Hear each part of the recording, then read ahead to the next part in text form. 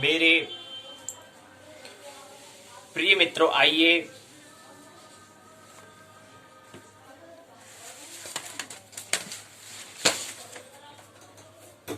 4 जनवरी 2021 भूमंच ज्योतिष पाठशाला बीजेपी स्वाध्याय दिवस 110-4 ज्योतिष के चतुर्थ दिवस में, ज्योतिष पाठशाला के चतुर्थ दिवस में आइए प्रवेश करें। उससे पहले महत्वपूर्ण सूर्योदय कितने बजे हुआ? सूर्योदय 7:07 में 21 मिनट हो चुके हैं सूर्योदय को आए हुए। अस्त कल 17:26 हुआ था, आज 27 में होगा।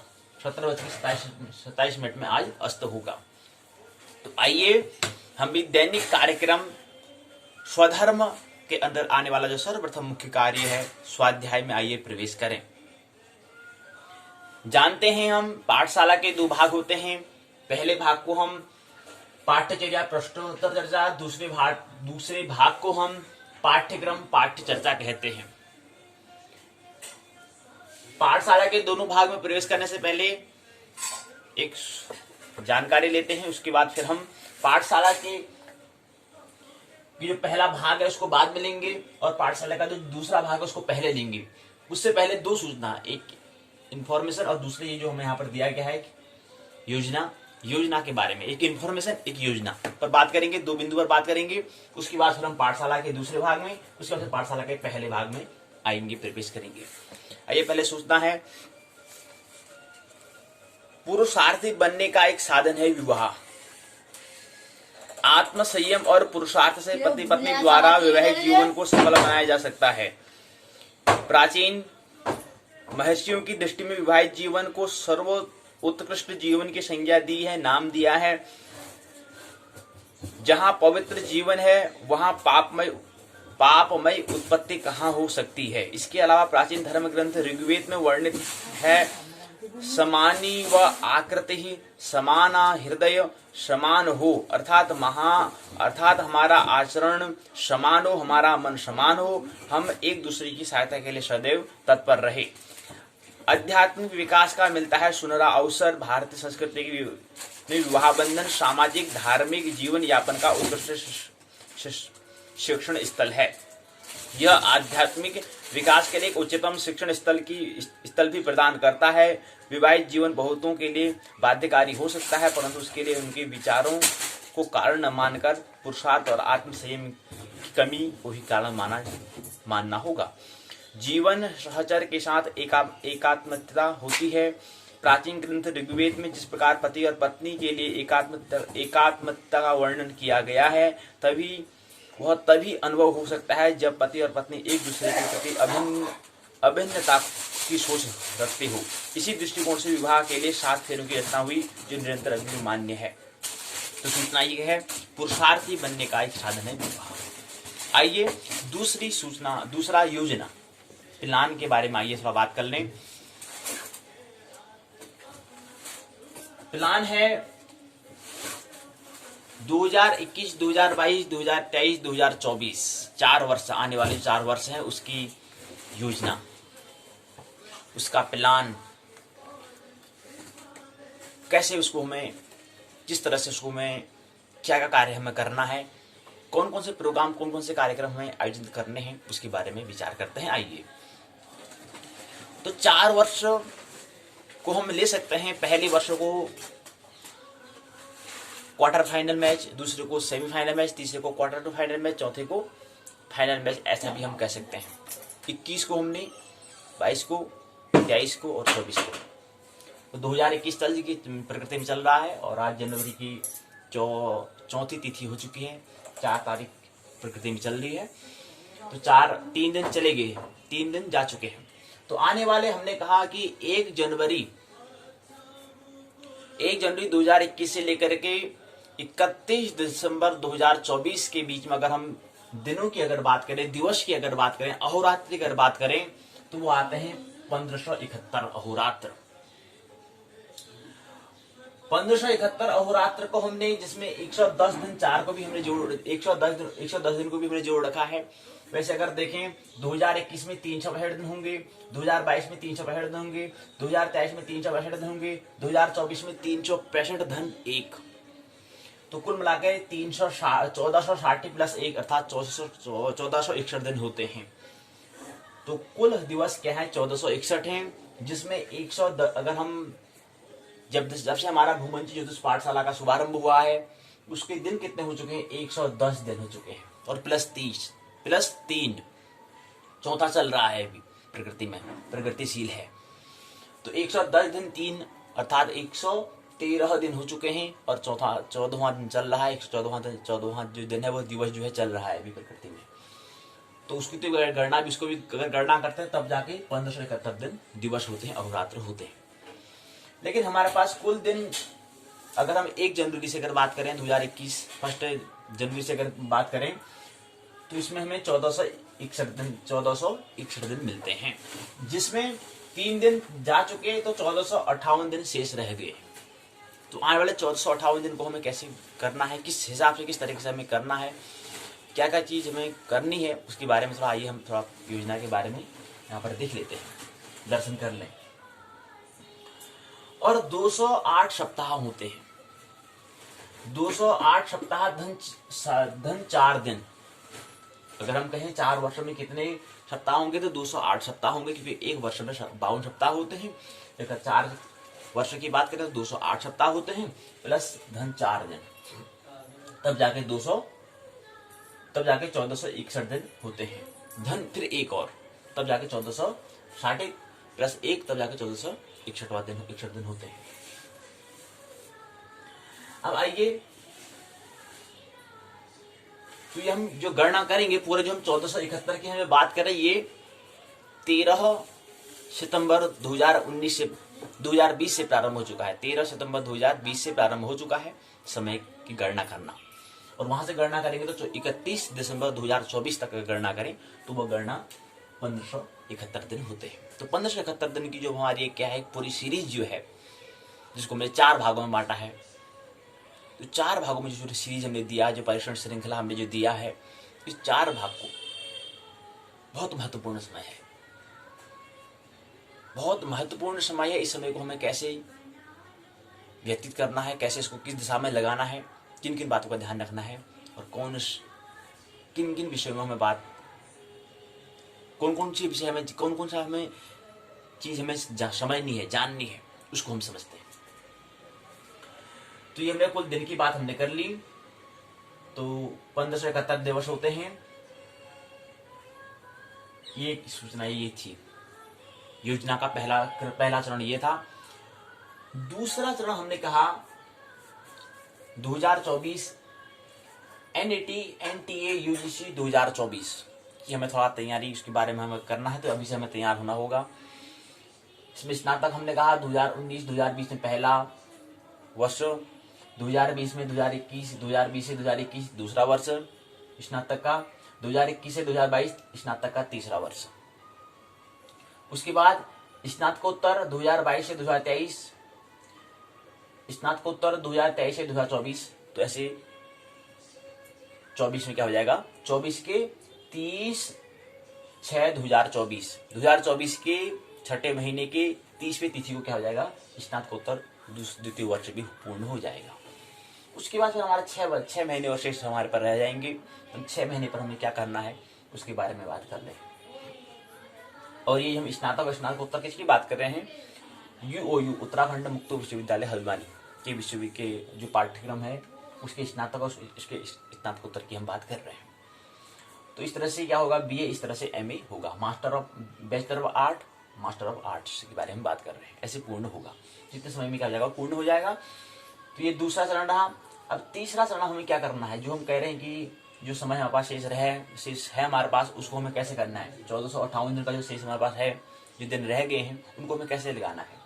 इसके लिए हमने कहा कि जो हमारा एक वर्ष होता है, एक साल जो होता है उसमें 12 महीने होते हैं। तो 12 महीने को हम 2 भाग में बांट देते हैं, अर्थात एक वर्ष को हम 2 सत्र कर लेते हैं, 2 भाग कर लेते हैं, 2 शिफ्ट कर लेते हैं। तो पहले जो प्रथम 6 महीने जो आएंगे, जनवरी, फरवरी, मार्च, अप्रैल, मई, जून, ये जून जो 6 महीने जो हैं, इन 6 महीनों में हमें क्या करना है, उत्तराखंड मुक्त विश्वविद्यालय की जो पाठ्यक्रम स्नातक और स्नातकोत्तर का जो पाठ्यक्रम होगा उस पर हम चर्चा करेंगे इन 6 महीने में, जैसे भी हम वर्तमान में कर रहे हैं। और ये भाग दूसरे की हम बात कर रहे हैं, ख्याल रही, पाठशाला के हमारे भाग 2 होते हैं। यहाँ पाठशाला के पहले भाग में तो ज्योतिष की पाठशाला चलेगी, उसमें कोई व्यवधान नहीं होगा, वो तो चलेगी वो। लेकिन पाठशाला का जो दूसरा भाग है उसमें क्या करेंगे, उसमें जो भी वर्तमान में हम कर रहे हैं यही हम क्रम आगे चलते रहेगा, ये हमें ख्याल लेंगे। लेकिन जैसे ही जून तक चलेगा, जैसे जुलाई शुरू हो जाएगा, जुलाई में फिर हमें क्या करना है उसके बारे में उन दोनों को चीजें हम देख लें कि पाठशाला के दूसरे भाग में भी हम क्या कर रहे हैं। दो बातें हमें समझनी। 6 महीने में हम ये करेंगे, उत्तराखंड मुक्त विश्वविद्यालय का जो पाठ्यक्रम जो सिलेबस उसकी बात करेंगे, और बाकी जो 6 महीने जो चीज होंगी, जुलाई, अगस्त, सितंबर, अक्टूबर, नवंबर, दिसंबर, जो 6 महीने होंगे इस पर हम क्या करेंगे, पाठ्यचर्या करेंगे। जुलाई से लेकर के दिसंबर तक जो 6 महीने आते हैं, इस पर हमें 6 महीने क्या करना है। दूसरे सत्र में हमें क्या करना है, हमें अपनी जो महत्वपूर्ण बात, जैसे संगणक के बारे में, इंफॉर्मेशन कम्युनिकेशन टेक्नोलॉजी के बारे में, जनरल नॉलेज के बारे में, कुछ आंग्ल भाषा जो इंग्लिश है उसके बारे में, भाषा में इत्यादि कोई और विषय है उसके बारे में बात करेंगे।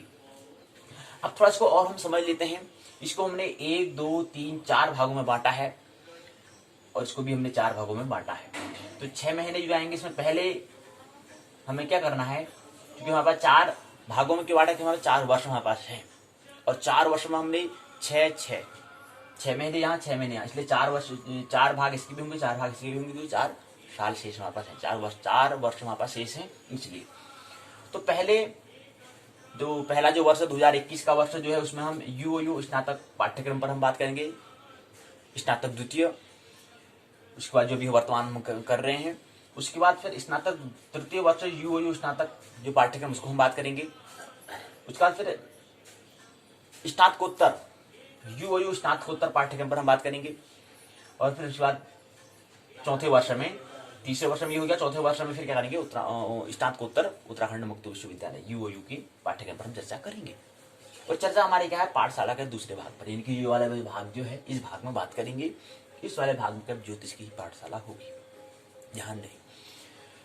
तो ये 6 महीने हमारे 2021 के 6 महीने, यानी कि जनवरी, फरवरी, मार्च, अप्रैल, मई, जून 2021 का, 2022 के 6 महीने, 2023 के 6 महीने, 2024 के 6 महीने, ये क्या है, यूओयू स्नातकोत्तर पाठ्यक्रम पर बात होगा। 2 साल यहाँ, 2 साल यहाँ, यानी कि 6 महीने यहाँ, 6 महीने यहाँ, 6 महीने, 6 महीने, 6 महीने, 6 महीने, 6 को 24 महीने क्या करना है, हमें ये करना है, और 24 महीने हमें ये करना है, यानी कि 48 माह हमारे पास, 48 माह हमारे पास है। 6 दूनी 12, 6 को 24 ये हो गया, और 24 दूना 48, यानी कि 4 वर्ष में कितने महीने का हमें सुनहरा अवसर मिल रहा है, 48 माह का हमें सुनहरा अवसर मिल रहा है। तो ये तो भाग हमने शिकायत कर ली, यानी कि पाठशाला का जो हमारा भाग कि जो नया वर्ष, जब वर्ष प्रारंभ होगा उसके 6 महीने में हमें पाठशाला के दूसरे भाग में क्या करना है। अब यही बात अगर हमें पाठशाला के दूसरे भाग के जो 6 महीने आने वाले, जैसे हमने कहा ना, एक वर्ष को 2 भागों में बांटा है, सत्र 1, सत्र 2 में जो पहला सत्र, दूसरा सत्र में जो हमने बांटा है, तो पहले सत्र में हमने 24 हमारे माह हो चुके हैं, अब 24 माह और बचे हैं, तो उसको सत्र 2 में हम लेंगे, वही पाठशाला के दूसरे भाग में लेंगे। क्योंकि ये जो हम कह रहे हैं, ये 6 महीने में जो उत्तराखंड मुक्त विश्वविद्यालय का जो पाठ्यक्रम है वो 6 महीने में पूर्ण कर देना है, और 6 महीने का जो आगे समय मिलेगा उसमें क्या करना है, हमने पाठ्यचर्या करनी है इसी पाठशाला के भाग दूसरे में। अभी यहाँ भी पाठ्यचर्या है और यहाँ भी पाठ्यक्रम है, तो हो सकता है लेकिन कोई थोड़ा असमंजस न हो, तो इसलिए हम इसको यहाँ पर पाठ्यक्रम पाठ्यचर्या करें, तो इसको हम भाग कर लें कि यहाँ पर हम इसको हम पाठ्य चर्चा कह देंगे, और इसको हम प्रश्नोत्तर चर्चा कह देंगे, तो ये भी ठीक रहेगा। यहां पर हम इसको पाठ्यक्रम और पाठ्यचर्या कहते हैं, तो यहां पर हम क्या कर देंगे, यहां पर इसको हम प्रश्नोत्तर चर्चा और पाठ्य चर्चा हम कहेंगे, ताकि असमंजस न हो, ताकि वो इसका भाग नहीं, क्योंकि इस भाग में क्योंकि हम यहाँ पर पाठ्यक्रम और पाठ्य चर्चा कह रहे हैं, उसके अंतर्गत 2 भाग होंगे। इसमें भी जो एक वर्ष हम जो पढ़ेंगे, लेकिन एक वर्ष में जो पढ़ेंगे उसको हम 2 भाग कर रहे हैं, उसके सत्र 1 और सत्र 2, सत्र 1 सत्र 2 में कर रहे हैं, 2 भाग कर रहे हैं उसके, तो इसलिए हमें दोनों, हमने यहाँ पर पाठ्यक्रम कहा तो वहां पर पाठ्यक्रम, ये पाठ्यक्रम से मतलब नहीं है, तो ख्याल रहे। तो यहाँ पर भी हमें क्या करना है, हमने बताया कि पहले वर्ष में पहले 6 महीने कौन से, जुलाई, अगस्त, सितंबर, अक्टूबर, नवंबर, दिसंबर, ये 6 महीने 2021 के यही 6 महीने 2022 के, यही 6 महीने 2023 के, यही 6 महीने 2024 के। तो 6 के मुझे 6 दूनी 24 और 24 48 माह ऐसे हमें मिले। तो ये भाग 2 में करना है। अब दूसरे यानी कि 2021 में तो हम ये कर लेंगे, थोड़ा कंप्यूटर इत्यादि संगठन इंफॉर्मेशन कम्युनिकेशन टेक्नोलॉजी के बारे में बात कर लेंगे, या जीके के बारे में, जनरल नॉलेज के बारे में, सामान्य ज्ञान के बारे में बात कर लेंगे, या थोड़ा अंग्रेजी भाषा को थोड़ा समझ लेंगे, थोड़ा कुछ देख लेंगे, या कोई और चीज़ होगा उसको हम देख लेंगे। ये 6 महीने में देख लेना है इस वर्ष जो भी। इस वर्ष का जो जुलाई में वहाँ आएगा 2021 का, और जुलाई से दिसंबर का जो समय मिलेगा हमें, उस 6 महीने में हमें ये करना है। फिर अगला 6 महीने में हमें क्या करना है, इनकी जब 2022 आ जाएगा उसके 6 महीने में हमें क्या करना है, उसके 6 महीने में हमें national testing agency national eligibility test का हम क्या करेंगे, जो हम राष्ट्रीय योग्यता परीक्षा जो है, नेशनल राष्ट्रीय एलिजिबिलिटी योग्य परीक्षा मतलब इम्तिहान जो है, उसको हमने 3 भागों में बांट दिए। यानी कि 2022 के 6 महीने जुलाई से दिसंबर तक, फिर 2023 के 6 महीने जुलाई से दिसंबर तक, 2024 के 6 महीने जुलाई से दिसंबर तक। तो ये 6 महीने में हमें क्या कर देना है, नेट के 3 भाग कर देने हैं, 3 निष्कंद कर देने हैं। तो जिन्होंने निष्कुंभ ले लिया, नेट 1 लिखा, नेट 2 लिखा, नेट 3 लिख दिया, 3 भागों में करेंगे। अब 3 भागों में करेंगे क्या हम, तो पहले भाग में हम जो हमारा पेपर 1 जो होता है, प्रश्न पत्र 1 जो होता है, उसमें हम बात कर लेंगे। अब यहाँ पर थोड़ा ये बात भी हमें ख्याल रखने की, जो हमारा जो प्रश्न पत्र है जो है, उसमें थोड़ा परिवर्तन है, क्योंकि नई शिक्षा नीति के हिसाब से क्या होगा कि जो भी कि सभी व्यक्ति समान है, तो सभी व्यक्तियों का जो प्रश्न पत्र जो सामान्य ज्ञान जो हो, सभी व्यक्तियों को सामान्य जो ज्ञान हो सभी को बराबर होना चाहिए। तो इसलिए नई स्थिति में क्या होगा कि जो हमारा जो सामान्य प्रश्न पत्र है वो सभी का एक जैसा हो सकता है। तो नई इंफॉर्मेशन ये, नई तरीका ये है। और दूसरा ओल्ड तरीका ये होता है कि हमें जो अभी चल रहा है वर्तमान में और जो आगे आने वाला है, कि कोई विज्ञान के क्षेत्र में कर रहा हो, या कला के क्षेत्र में कर रहा हो, या अन्य क्षेत्र में कर रहा हो, तो उसके लिए सामान्य ज्ञान क्या होता है, जो नई शिक्षा नीति कहती है कि सभी के लिए सामान्य ज्ञान समान होना चाहिए। सभी के लिए जो प्रश्न पत्र 1 है वो सभी एक ही एजेंसी कराएगी, एक ही संस्था कराएगी, और एक तरह का ही प्रश्न होगा जो पहला प्रश्न पत्र होता है। और अभी ओल्ड जो भी हमारा वर्तमान जो स्थिति है, इसमें ऐसा नहीं है। इसमें ऐसा नहीं है कि कोई सभी का एक ही प्रश्न पत्र हो, जो सामान्य ज्ञान जो प्रश्न पत्र सभी का एक जैसा नहीं है। अभी वर्तमान की स्थिति है और आने वाली स्थिति में ये होगी। तो इसलिए हमें क्या करना है, जो पहले हमारे जो 2022 के जो 6 महीने होंगे, जुलाई से जो दिसंबर तक हमारा जो 6 महीना मिलेगा, इस 6 महीने में हमें ओल्ड और न्यू दोनों को लेकर हमें चलना है, दोनों की स्थिति को लेकर हमें चलना है। अगर उस तक न्यू अगर लागू हुआ तो फिर न्यू की हम बात करेंगे, जो वर्तमान में जो नई शिक्षा नीति आ रही है, न्यू एजुकेशन पॉलिसी जो आ रही है, अगर वो लागू हो जाएगी तो फिर न्यू की बात कर लेंगे, ओल्ड को हम छोड़ देंगे, तो इससे कोई मतलब नहीं है। लेकिन बात अगर नहीं हो पाया, वो बाद में बात होगा, क्योंकि हम 2022 की बात करें, अब तक अगर नहीं हो पाता है तो हमें फिर ओल्ड और न्यू दोनों को लेकर चलना होगा। क्योंकि सामान्य ज्ञान व्यक्ति को होना चाहिए, वो सभी को समान होना चाहिए, ये बात यहाँ पर हमें ख्याल रखनी है। तो ये हमें करना है 2022 के 6 महीने में, जुलाई से दिसंबर तक। उसके बाद फिर हमने नेट का जो पहला भाग ये तो पूर्ण हो जाएगा, 6 महीने से पूर्ण हो जाएंगे। उसके बाद फिर 6 महीने और आएंगे, वो 2023 के 6 महीने की जुलाई से दिसंबर तक। तो वहां पर हमें क्या करना है, पेपर 2 के बारे में हम बात करना है। जैसे अभी हम कहते हैं कि उसका कोड जो है 73 नंबर में आता है, ट्रेडिशनल होता है कोर्स। ट्रेडिशनल मतलब पारंपरिक विषय होता है, सब्जेक्ट होता है, उस पर वो उसका क्रम है 73वें नंबर में आता है। वो इसलिए सी को ले दिया उसको, 73वें नंबर में आता है। तो इसके अंतर्गत हमें क्या करना है, वेद शास्त्र व्याकरण वेदांत इत्यादि इसकी हमें तैयारी करनी है। तो इसके लिए पूरे 6 महीने का हमें क्या देना है, समय हमें देना है। इसमें 10 खंडों पर हमें बात करनी है। यानी कि जो नेशनल एलिजिबिलिटी टेस्ट जो है, उसमें जो 73वें नंबर में जो प्रश्न पत्र दूसरा आता है, यानी कि जो हमने पेपर 2 कहा इसको हमने, क्योंकि पेपर 2 होते हैं, नेट के हमने 2 भाग कर रहे हैं। पहले तो 3 होते थे, लेकिन अभी वर्तमान में अब 2 हैं। तो 2 में जो पेपर 2 होता है, उसमें जो 73वें नंबर में ज्योतिष की हम जो बात कर रहे हैं, जो पारंपरिक विषय जो है, उसके अंतर्गत हमें 10 खंडों पर हमें समझना होता है। 10 खंडों में हमें ज्योतिष भी उसके अंदर आएगा, वेद भी उसके अंदर आएगा, साहित्य भी उसके अंदर आएगा। तो उन 10 खंडों को भी हमें क्या करना है, इसी के अंतर्गत हमें लेना है। 6 महीने में इसको उसके बारे में हमें दे देना है। और भी क्या है इसको देख लेंगे हम। 10 खंड में 10 खंड इसको दिए गए हैं। वर्तमान की जो पाठ्यक्रम जो है, जो सिलेबस जो है, इसके आधार पर 10 खंड दिए होते हैं। तो 73वां जो दूसरा प्रश्न पत्र उसको हम देख लेना है। और उसके बाद फिर 2022 जो या 2021 हो गया, 2022 2021 हो गया, 2022 में हुआ, 2023 में ये हो गया हमारा 73 कोड हो गया, 2024 में फिर आएगा। अब 2024 में जो नेट हम तीसरा कह रहे हैं, यानी कि जो नेशनल एलिजिबिलिटी टेस्ट का जो तीसरा भाग जो है, इसके अंतर्गत हम पेपर 1 और पेपर 2, पहला प्रश्न पत्र दूसरा प्रश्न पत्र दोनों की तैयारी हम संयुक्त रूप से करेंगे, कंबाइंड करेंगे।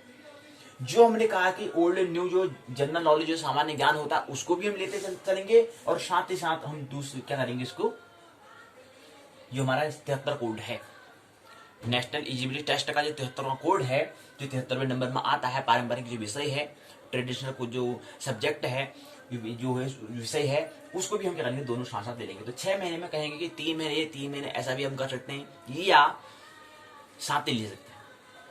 ये मतलब अगर हमारा समझो कि अगर 40 मिनट का अगर हमें लेक्चर हमें देना है तो 40 मिनट 20 मिनट ये कर लेंगे, तो 20 मिनट ये कर लेंगे, या तो हम ऐसा करेंगे, या हम 3 महीने पहले हम उस पर बात करेंगे, पहले प्रश्न पत्र पर, फिर 3 महीने उस पर कर लेंगे।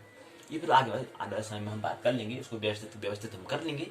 लेकिन अगर एक दिन अगर हम करना होगा तो 20 मिनट इस पर बात कर लेंगे, 20 मिनट इस पर हम बात कर लेंगे, यानी कि 20 मिनट पेपर 1 पर बात कर लेंगे, 20 मिनट पेपर 2 पर हम बात कर लेंगे, चर्चा हम कर लेंगे। तो इस तरह से हमें क्या करना है, ये हमें करना है।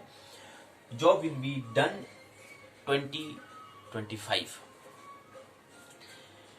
माई विल 2025, मेरी होली से पूर्व। तो जॉब विल बी डन 2025 जो आएगा वो हमारा जॉब विल बी डन, कोई नहीं रोक सकता। ऐसा संकल्प अगर हम संकल्प के साथ चलेंगे, और संकल्प क्या है, विल क्या है, संकल्प शक्ति क्या है, विल पावर क्या है, कि जो हम चेतन मन पर हम कह रहे हैं इसको अचेतन मन पर ले जाना है। और उसके लिए फिर हमें क्या करना है, चाहे भी कुछ भी अगर सामने आ जाए फिर हम पीछे नहीं हटेंगे। क्यों? क्योंकि वो मन के 10 परतों में जा चुकी है बात। फिर उसके लिए हमें कोई भी रुकावट बाधा नहीं दे सकती है, कोई भी शक्ति फिर बाधा नहीं दे सकती, क्योंकि वो हमारा विल बन चुका है, हमारा संकल्प बन चुका है। संकल्प का मतलब होता है जो हम मन के एक हिस्से, चेतन मन, कॉन्शियसनेस पर हम जो बात कर रहे हैं उसको मन के शेष 9 हिस्से पर, अनकॉन्शियस चेतन जो हमारा मन का जो माइंड का जो हमारा शेष 9 हिस्से और हैं उस पर भी हमें ले जाना होता है। कैसे ले जाना है, ले जा पाते हैं, ले जा पाते हैं। अगर ले जा पाते तो उसका परिणाम होगा कि आप बहुत, आपका विल शक्ति, आपका संकल्प आपके पास है, विल पावर, संकल्प शक्ति आपके पास है। तो संकल्प शक्ति का अगर करेंगे तो 2025 आने वाला जो नया वर्ष 2025वां होगा वो एक सुनहरा गोल्डन होगा। तो ये हमारा योजना पर हमने बात करी। तीसरा चरण ये रहा, पहला चरण, दूसरा चरण, तीसरा चरण हमने समझा इस योजना को, प्लान को, जो आगे आने वाले 4 वर्ष हैं वो महत्वपूर्ण समय है। शिक्षा में क्रांति के लिए और ज्योतिष में भी क्रांति करने के लिए महत्वपूर्ण समय 4 वर्ष आने वाले। और दिन कितने हैं? टोटल 1571 दिन है, जिसमें हमारा 1458 दिन वहां पर शेष रह गए हैं। 48 अगर टोटल सप्ताह की बात करें 208 धन 5 सप्ताह, यानी कि 208 सप्ताह होंगे, और प्लस कितने होंगे? 5 दिन होंगे। और महीने की अगर बात करते हैं 48 महीने का अवसर है। अभी 48 महीने हमें 208 सप्ताह धन 5 दिन हमें कैसे करने हैं, अर्थात 1458 दिन हमें कैसे लगाने हैं। आलिस्म पर बाद में फिजूल की व्यर्थ हम अगर कर देंगे तो फिर जो हम 1458 दिन कह रहे हैं ये फिजूल के हो जाएंगे, फिर आगे हम भविष्य में क्रांति नहीं कर पाएंगे और विकास भी नहीं कर पाएंगे। तो इसलिए हमें योजना पर ध्यान रखना है, और बीच बीच में इसको हम क्या करेंगे, स्मरण कराते रहेंगे, इस पर थोड़ा ख्याल करते रहेंगे। तो इसलिए हमने इसको नोटिस को यहाँ पर हमें चिपका भी दिया है, ताकि बार बार स्मरण करते रहें। जो महत्वपूर्ण बात है उसको यहाँ पर क्या है, चिपका दे, यहाँ पर लगा देना, चिपका देना है, ताकि उसको बार बार स्मरण करें और उस पर हम डटे रहे। तो यहीं पर क्या है, पहला भाग पूर्ण होता है, जो इन्फॉर्मेशन वाली बात है। अब आइए पाठशाला के दूसरे भाग में बात करेंगे। दूसरी बात में हमें क्या करना है, हम आज दूसरे खंड में प्रवेश करेंगे, और पाठशाला के पहले भाग में जो हमने स्नातक प्रथम वर्ष में जो हमने पढ़ा था उसके अंतर्गत हम आज ब्रह्मांड एवं काल जो पहला प्रश्न पत्र है उसके अंतर्गत हम आज आकाश गंगा मिल्की वे को थोड़ा समझने का हम प्रयास करेंगे आज की पाठशाला में। और बाकी से जो पाठशाला के दूसरे भाग में पहले बात कर लेते हैं, पाठशाला के भाग 1 में बाद में बात करेंगे। आइए प्रवेश करें।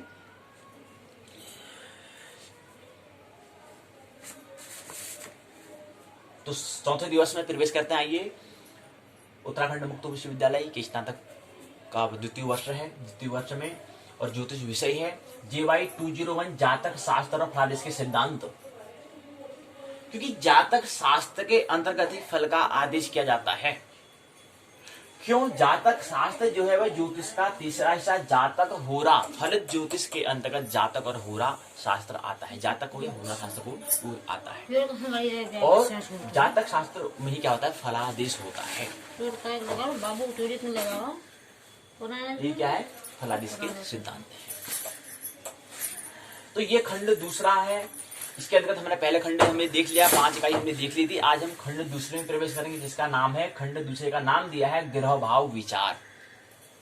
ग्रहों के भाव का विचार करना, ये खंड दूसरा है। और इसके अंतर्गत जो इकाई 2 इकाई पर हम आज बात करेंगे, पहली इकाई और दूसरी इकाई। पहली इकाई का नाम है ग्रहों का शुभाशुभत्व और दूसरी इकाई का नाम है ग्रह बल। आइए इसको हम लें। पहले चरण में प्रस्तावना, दूसरे चरण में उद्देश्य, तीसरे चरण में ग्रह और उनकी शुभाशुभता। और इसके अंदर चरण है इसके 1 2 3 4 5 6 चरण है। पहले का कोई उपचरण नहीं है, कोई शाखा नहीं है। दूसरे की शाखा है 1 2 3 4 5 6 7 8 9 शाखा है। तीसरे का भी कोई नहीं, चौथे का फिर शाखा है 1 2 3 4 5 6 7 8 शाखा है। पहला, दूसरा, तीसरा का चौथा, पांचवा की फिर शाखा है 1 2 3 4 5 6 7 8 9 10 11 12 शाखा है। उसके बाद 2 2 4 2 6 छठे की भी शाखा है 1 2 3 4 5 शाखा है। और 5 की जो पहली है उसकी भी उप शाखा है 1 2 3 4 5 6 7। उसके बाद जो अंतिम 2 2 4 5 जो शाखा है उसकी भी क्या है? पुनः 3 शाखा है, उप शाखा है 1 2 3। तो ये तीसरे चरण में हम ये समझेंगे। चौथे चरण में सारांश, 5 चरण में पारिभाषिक शब्दावली।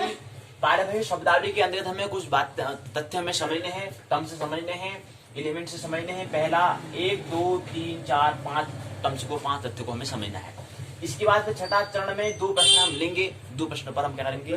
2 प्रश्नों को लेते हुए क्या करेंगे? फिर हम इकाई जो पहली है ग्रहों का शुभाशुभत्व जो हो जाएगा वो पूर्ण हो जाएगा। इसके बाद हम पाठशाला के दूसरे भाग में प्रवेश करेंगे। पाठशाला, इसके बाद हम इसके बाद हम इकाई दूसरे में प्रवेश करेंगे। थोड़ा ख्याल रहे, दुर्घटना नहीं, व्यूहपूर्ण नहीं, चैतन्यपूर्ण। फिर इकाई के हम दूसरी इकाई में हम प्रवेश करेंगे। दूसरी इकाई का नाम क्या है? ग्रह का बल। ग्रह बल है। पहला चरण प्रस्तावना, दूसरा चरण उद्देश्य, तीसरा चरण ग्रहों का परिचय, चौथा चरण ग्रहों का बल। इसके अंतर्गत 18 भाग हैं। 1 2 3 4 5 6 7 8 9 10 11 12 13 14 15 16 17 18 भाग हैं। जिसमें 8वां भाग क्या है? 1 2 3 4 5 6। और इसमें 1 2 तीसरे का पुनः क्या है? एक भाग और है, इसलिए इसको धन प्लस प्रतीक चिन्ह हमने इसको लगाया है। इसके बाद 1 2 3 4 5 6 7 8। उसके बाद 9वां जो है, 9वें के बाद 1 2 3 4 5 6। इसके बाद जो 9वां भाग है उसके पुनः क्या है? 2 2 4 2 6। 6 खंड इसके दिए हुए हैं। 2 2 4 2 2 4 1 2 3 4 5 6 भाग दिए हुए हैं। इसके बाद 1 2 3 4 5 6 7 3 भाग हैं। 3 के जो पहला भाग है उसके अंदर फिर एक भाग और हमें समझना है। उसके बाद जो हमारा जो 17वां भाग है, 17 के बाद पुनः उपचरण है 1 2 3 4 5 6 7 8 चरण यहाँ पर दिए गए हैं। तो चौथे चरण में हमें क्या करना है? ग्रहों का बल को हमें समझना है। 5वां चरण है सारांश, छठा चरण है पारिभाषिक शब्दावली। इसके अंतर्गत हमें 1 2 3 4 5 बिंदु पर हमें बात करनी है। इसके बाद 7वां चरण है, 2 प्रश्न हम लेंगे। उसके बाद फिर क्या होगा? इकाई दूसरी की ग्रह बल जो है वो भी क्या हो जाएगी? पूर्ण हो जाएगी। तो इस तरह से हमें देखना है। आइए हम उत्तराखंड मुक्त विश्वविद्यालय के पाठ्यक्रम के तहत इसको समझें। खंड 2 है ग्रह भाव विचार, इसको हम समझें। तो इसमें अंदर पहले आइए देखें इसकी पुस्तक के माध्यम से। विविध परिप्रेक्ष्य में ग्रहों का शुभाशुभत्व, इकाई संरचना, प्रस्तावना, उद्देश्य, ग्रह उनकी शुभता, विभिन्न लग्नों में ग्रहफल, बोध प्रश्न, सारांश, पारिभाषिक शब्दावली, बोध प्रश्न के उत्तर, संदर्भ ग्रंथ सूची, सहायक पाठ्य सामग्री, निबंधात्मक प्रश्न दिए गए हैं। इसके अंतर्गत पहले प्रस्तावना जो है, प्रस्तावना में कहते हैं कि हमें क्या करना है कि विविध परिप्रेक्ष्य में ग्रहों का हमें शुभाशुभत्व को हमें समझना है। ग्रह क्या होता है? गच्छतीति ग्रह, अर्थात जो चलता है, जिसे जो घुमक्कड़ है। ग्रह जो प्लैनेट शब्द जो बना है उसका जो मतलब होता है, उसका मतलब होता है घुमक्कड़, जो क्या है? घूमता हो। तब किसकी घूमता हो? घूम रहा हो, उसको हम क्या कहते हैं? ग्रह कहते हैं। जिसमें गति हो उसे हम ग्रह कहते हैं, जो घूमता हो, जो घुमक्कड़ हो। आमतौर पर हम कहें तो उसकी भाषा में कह रहे हैं घुमक्कड़। ग्रह में जो शब्द, जो प्लानिट शब्द जो बना है, उसका अगर हम जो उसका मूल शब्द है उसका मतलब होता है घुमक्कड़, एक जो गति करता हो उसे हम ग्रह कहते हैं। अब ज्योतिष जो है उसमें क्या है, 9 प्रश्न, 9 यहाँ पर ग्रह दिए गए हैं। पहला ग्रह है सूर्य, दूसरा चंद्रमा, तीसरा बुध, पहला, दूसरा, तीसरा, चौथा, 5वां, 6वां, 7वां, 8वां, 9वां है। तो बुध, सूर्य, चंद्रमा, बुध, शुक्र, मंगल, गुरु, शनि, राहु और केतु, ये 9 ग्रह दिए गए हैं। यहाँ पर हम ग्रह किसे कह रहे हैं, सूर्य या किसी अन्य तारों की चारों ओर परिक्रमा करने वाले ऐसे खगोलिक पिंड, ऐसा खगोलिक पिंड जो सूर्य या अन्य तारों के चारों ओर क्या करे, परिक्रमा करे, परिभ्रमण करे, तो ऐसे खगोलिक पिंड को, ऐसे पिंड को हम ग्रह कहते हैं, प्लैनेट कहते हैं। ये इसकी परिभाषा है। तो ये हमने समझा। और खगोलीय जो हमारे अंतर्राष्ट्रीय खगोलीय संघ के अनुसार सौरमंडल में 8 ग्रह हैं, वो उनके हिसाब से, ये वर्तमान में जो हमारा विज्ञान है इसके हिसाब से 8 ग्रह दिए गए हैं। बुध, शुक्र, पृथ्वी, मंगल, बृहस्पति, शनि, यूरेनस और नेपच्यून। इसके अतिरिक्त बौने ग्रह प्लेटो भी इसमें आता है, सीरीस भी इसमें आता है और एरिस भी इसमें आता है। तो ये आधुनिक हिसाब से है। उसमें जब ज्योतिष की हम गणना कर रहे थे तो हमको इतने ही लोग हमें दिखाई दे रहे थे, मतलब इतने ही जो हमारे क्या था पिंड हमें जो हमें दिखाई दे रहे थे। लेकिन अब जैसे विज्ञान बढ़ता है आगे तो और भी खोजें बढ़ती जाती हैं। जैसे हमारे साधन में बनते हैं तो हमें और दिखाई देता है, और दिखाई देता है। तो उसमें हमें भी क्या है, ग्रह बढ़ते हैं। तो उसमें हमें केवल 7 ग्रह प्लस 2 राहु केतु हमें यही दिखता था, इसलिए हम 9 ग्रहों की ही बात करते हैं। लेकिन वह आधुनिक समय में फिर अभी है सीरीज, प्लूटो और एरिस भी हैं। 3 बौने ग्रह हैं, 8 ग्रह हैं, बुध, शुक्र, पृथ्वी, मंगल, बृहस्पति, शनि, यूरेनस और नेपच्यून। अरुण वरुण भी है और यम, प्लेटो भी है, और साथ में 2 और हैं, सीरीज और एरिस भी है। तो ये विज्ञान की कहना, जब विज्ञान आगे बढ़ता है तो फिर आगे नई नई चीजें हमें दिखाई देती रहती है। तो ये होता रहता है। अब यही नहीं, आगे और भी ग्रह होंगे। तो जैसे कोई 9 ही ग्रह है ऐसा हमें मान नहीं लेना है। तो ये हमारा क्या है, इसमें हमने प्रस्तावना में देखा। उसका उद्देश्य में क्या है, ग्रहों को परिभाषित करने में समर्थ होंगे, ग्रहों के शुभाशुभत्व को समझा सकेंगे, ग्रहों के सिद्धांत को दृढ़ करने में समर्थ होंगे, ग्रहों का स्वरूप पढ़ने में समर्थ होंगे, ग्रहों के संबंध को निरूपण करने में समर्थ होंगे। तो ये क्या है, 1, 2, 3, 4, 5 उद्देश्य दिए गए हैं।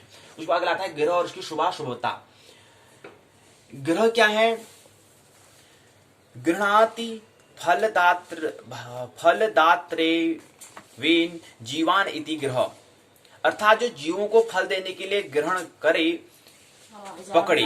इस आधार पर भारतीय ज्योतिष शास्त्र में ग्रहों की संख्या क्या है, 9 है। सूर्य, चंद्रमा, मंगल, बुध, गुरु, शुक्र, शनि, राहु और केतु।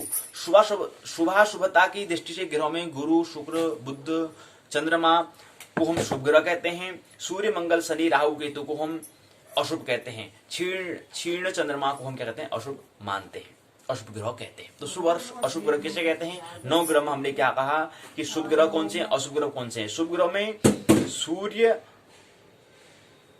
गुरु, शुक्र, बुध, पूर्ण चंद्रमा और आधे क्षीण चंद्रमा, तो हम क्या कहते हैं, इसको हम शुभ ग्रह मानते हैं। तो चंद्रमा का भी हमने 2 भाग करा है, पूर्ण और क्षीण। तो पूर्ण, तो चंद्रमा का जब क्षीण होगा तो अशुभ कहेंगे, पूर्ण होगा तो उसको शुभ कहेंगे। विशेष रूप से क्या होता है, सूर्य, मंगल, शनि, राहु, केतु अशुभ और पाप या क्रूर ग्रह हम कहते हैं। तो सूर्य हो गया, मंगल हो गया, शनि हो गया, राहु और केतु क्या है, अशुभ या पाप या क्रूर ग्रह हम इसको कहते हैं। गुरु, शुक्र स्वाभाविक रूप से शुभ और सौम्य ग्रह होते हैं। बुध यदि अकेला हो तो शुभ ग्रहों के साथ होता है तो शुभ रहेगा, अन्यथा क्या करेगा, वो अशुभ फल देता है। पाप युक्त बुध अशुभ भी माना जाता है, ये हमें ख्याल रखना है। तो ये बात दी गई है। इसी के अंदर हमें कुछ बातें यहाँ पर बताई गई। तो ये जो विज्ञान से यहाँ पर से वहाँ प्रारंभ यहाँ से हुआ है, ग्रह उनकी शुभाशुभत्व तो यहाँ से प्रारंभ होता है और यहाँ पर गद्यांश का समापन हो जाता है। फिर दूसरा बिंदु आता है कि विशेष स्थानों पर ग्रहों के शुभाशुभत्व क्या है, ये दूसरा चरण है। इसके अंदर हमें वो बात दी गई है, पहला सूत्र में सूत्र के माध्यम से, दूसरे सूत्र के माध्यम से बताया है। फिर इसी क्रम के अंदर आता है कि इसके जो हम बात किसकी कर रहे हैं, ग्रहों की बात कर रहे हैं, ग्रहों की शुभाशुभत्व की बात कर रहे हैं और ग्रह कितने हैं, 9 हैं। तो उसमें सबसे पहले आता है ग्रह सूर्य। सूर्य ग्रह वर्तमान में तारा है और वैसे उसमें ग्रह कह रहे थे। क्यों?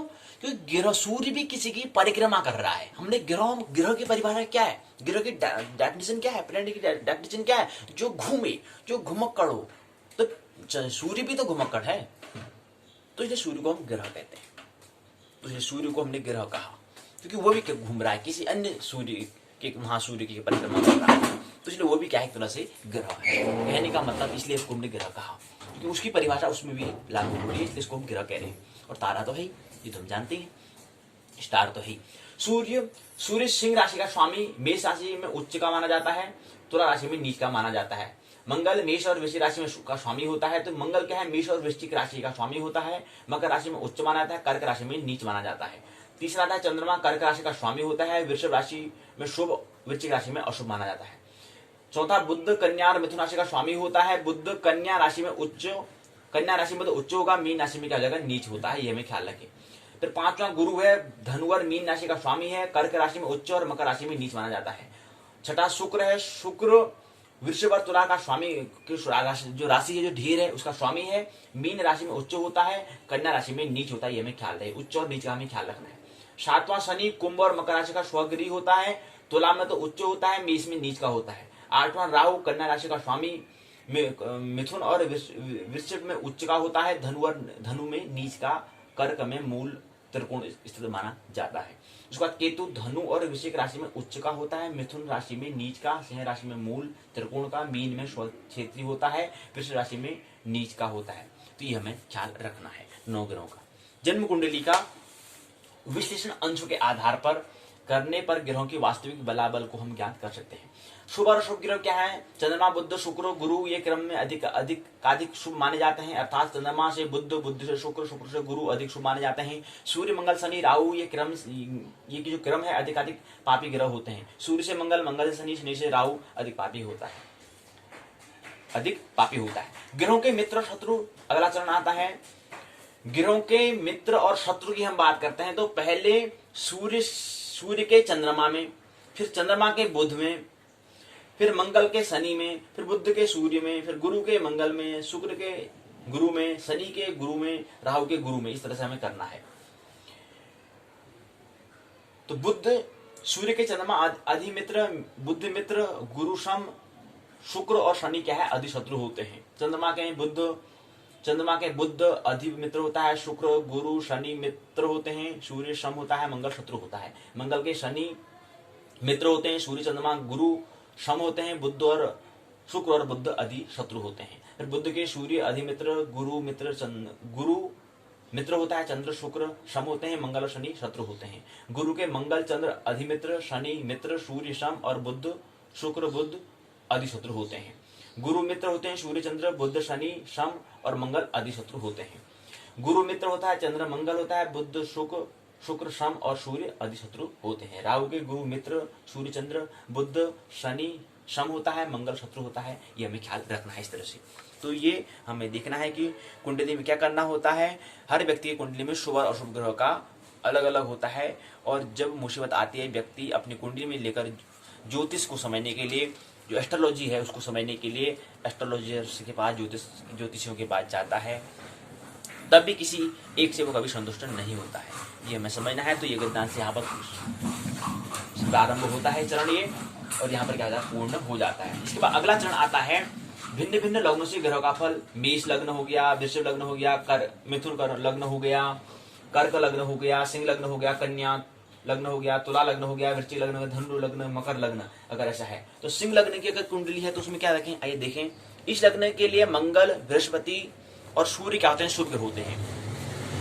इसके लिए क्या, अगर सिंह लग्न की कुंडली है तो इसके लिए मंगल, बुध और सूर्य क्या होंगे, शुभ ग्रह हैं। शनि षष्ठेश है और सप्तेश है। षष्ठेश और सप्तेश होता है। चंद्र मारक होता है, अशुभ फलदायक होता है, किंतु शनि मारक बनते हैं। गुरु और मंगल राजयोग कारक बनते हैं, ये हमें ख्याल रखें। तो अगर सिंह लग्न की क्या है कुंडली है, भिन्न लग्न के ग्रहों का फल क्या होता है। अगर ये लग्न क्या है कुंडली है तो उसका फल क्या होगा, उसके बारे में बात करते हैं। तो ऐसी क्रम 12 राशि है, तो 12 राशि के हिसाब से 12 लग्न देखते हैं। फिर अगला क्रम आता है ग्रहों का स्वभाव क्या होता है। इसके अंतर्गत पहला वृत्त यहाँ पर बात हमें दी है। अब ग्रहों का स्वभाव है, तो ग्रहों के बारे में हम प्रत्येक ग्रह का ऋषियों ने फली उपयोगी स्वरूप बताया है। उन ग्रहों की मानव रूप में कल्पना करके मनुष्य के व्यक्तित्व निर्धारक में सहायक बात बताई है। लग्न को हमने नवांश, उस नवांश के स्वामी ग्रह या बलवान ग्रह के समान मनुष्य के शरीर का आकार होता है, यह नियम है।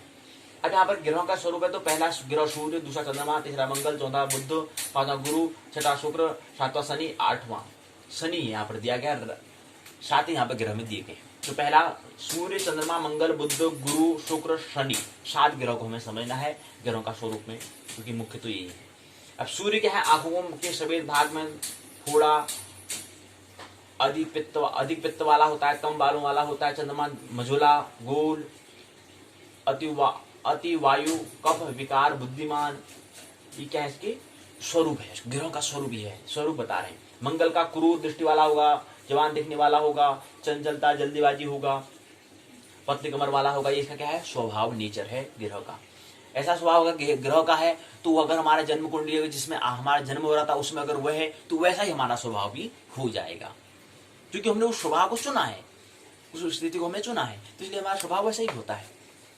तो ये ग्रह के माध्यम से अपना हम स्वभाव देखते हैं। तो ग्रह का अगर चंद्रमा का स्वभाव क्या है, मजोला है, गोल है, बुद्धिमान, बुद्धिमत्ता का, बुद्धिमान का है, मृदुभाषी बोलता है, शुभ दृष्टि वाला होता है। तो चंद्रमा का स्वभाव ये है, उसका नेचर ये है, तो ऐसा ही हमारा नेचर हो जाएगा। क्योंकि हमने कहा था कि ज्योतिष में क्या है, सभी हम संयुक्त हैं और एक दूसरे को प्रभावित करते हैं, तो इसलिए वो प्रभावित, उसका प्रभाव हमारे पर पड़ेगा। इसलिए तो उसको हम अध्ययन करते हैं, ग्रहों का, नक्षत्रों का, तारों का क्यों अध्ययन करते हैं, इसलिए तो अध्ययन करते हैं। अब इसी क्रम में हमने कहा कि मंगल क्या है, क्रूर वाला हो जाता है, चंचलता का प्रतीक होता है। बुध है हंसमुख, परिहास, अनेकार्थी वाक्य बोलने वाला। गुरु बड़े शरीर वाला, भूरे बालों वाला होता है, अति बुद्धिमान और कप प्रधान वाला होता है। शुक्र में व्यक्ति सुंदर और दर्शनीय शरीर वाला होता है, सुंदर आंखों वाला होता है।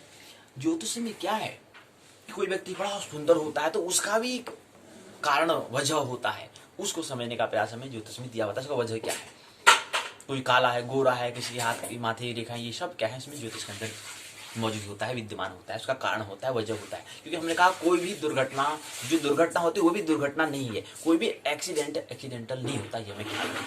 क्योंकि ज्योतिष के अनिवार्य जगत में अगर हम जाएंगे तो वहाँ सब सुनिश्चित, योजनाबद्ध, मैनेजमेंट वहाँ पर होता है।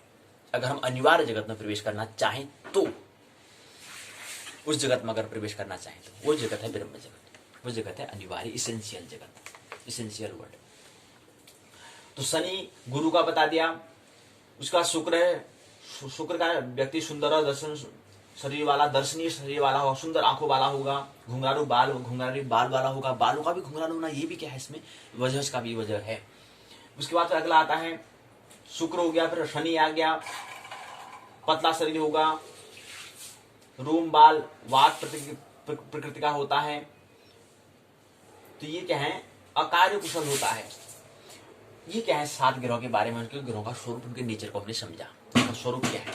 अगला क्रम आता है ग्रहों के प्रदेश क्या होते हैं, ये हमें बिंदु यहाँ से दिया गया है और यहाँ पर पूर्ण हो जाता है। फिर अगला बिंदु, अगला चरण आता है, ग्रहों की अवस्था क्या होती है, बताया है कि बुध कुमार होता है, मंगल युवक होता है, चंद्र और शुक्र प्रौढ़ होते हैं, सूर्य गुरु राहु शनि वृद्ध ग्रह होते हैं, बुध कुमार, मंगल बालक होता है, सूर्य 50 वर्ष तक होता है, चंद्रमा 70 वर्ष तक, गुरु 30 वर्ष तक, राहु केतु शनि 100 वर्ष तक, शुक्र 16 वर्ष का है। लेकिन ये हमें ख्याल रखना, ये पहले मत था, लेकिन अभी में थोड़ा परिवर्तन होता रहता है, विज्ञान आगे बढ़ता रहता है। तो ये क्या है, अधिक, ये पहला मत जो मैथ है ये अधिक प्रचलित है, ये वाला जो कह रहे हैं। अगला आता है भावी संसार ग्रहों का शुभाशुभत्व होता है। अगला बिंदु ये यहाँ से दिया, यहाँ पर पूर्ण हो जाता है। तो अगला बिंदु आता है बृहस्पति का प्रभाव, ये विज्ञान से यहाँ से शुरू होता है और यहाँ पर क्या हो जाता है, पूर्ण हो जाता है। अगला चरण प्रारंभ फिर हो जाता है। बृहस्पति ग्रह के शुभ लक्षण क्या है, उनके ढंग क्या है, यहाँ प्रारंभ से यहाँ पर पूर्ण हो जाएगा। फिर अगला आता है कि बृहस्पति ग्रह की शांति के क्या उपाय होते हैं, ये बिंदु यहाँ से प्रारंभ, विज्ञान से यहाँ पूर्ण प्रारंभ, और इसका समापन क्या होता है, यहाँ पर समापन हो जाता है और यहीं पर इकाई भी समापन हो जाती है। अब सारांश में कुछ बातें समझ लेते हैं इस इकाई के। हमने यहाँ पर जाना कि ग्रह विवेचन ज्योतिष शास्त्र का क्या है, मेरुदंड होता है, रीढ़ की हड्डी होता है, मेरुदंड है। संपूर्ण ज्योतिष क्या है, शास्त्र क्या है, ग्रहों पर आधारित होता है। संपूर्ण ज्योतिष शास्त्र नहीं है, ख्याल नहीं, संपूर्ण नहीं है, ये प्रारंभिक एक आयाम है, बहुत सारे हैं। आगे फिर क्या है, ये शरीर जो हम एक आयाम है ग्रह नक्षत्रों का, हम कह रहे हैं कि ग्रहों का एक आधार है, नहीं, ये भी क्या है, प्राथमिक चरण है। इसके बाद फिर आगे और भी हमारे स्थूल सूक्ष्म बातें होती हैं, आगे हमारे शरीर के चक्र होते हैं, वहां तक भी हमें जाना होता है। तो कहें कि ज्योतिष की ग्रहों का तो हम कर रहे हैं, वो तो एक आयाम है, अन्य आयाम भी हैं, उसका भी हमें ख्याल रहे। तो ये कहते हैं कि संपूर्ण ज्योतिष शास्त्र ग्रहों पर आधारित है, संपूर्ण नहीं है, प्रारंभिक है। जातक स्कंद में ग्रह अलग अलग परिस्थितियों में अलग अलग तरीके से जातक को प्रभावित करते हैं और ततः दृष्टवा विभिन्न परिप्रेक्ष्य में ग्रहों के शुभाशुभत्व का ज्ञान अपरमासु होता है।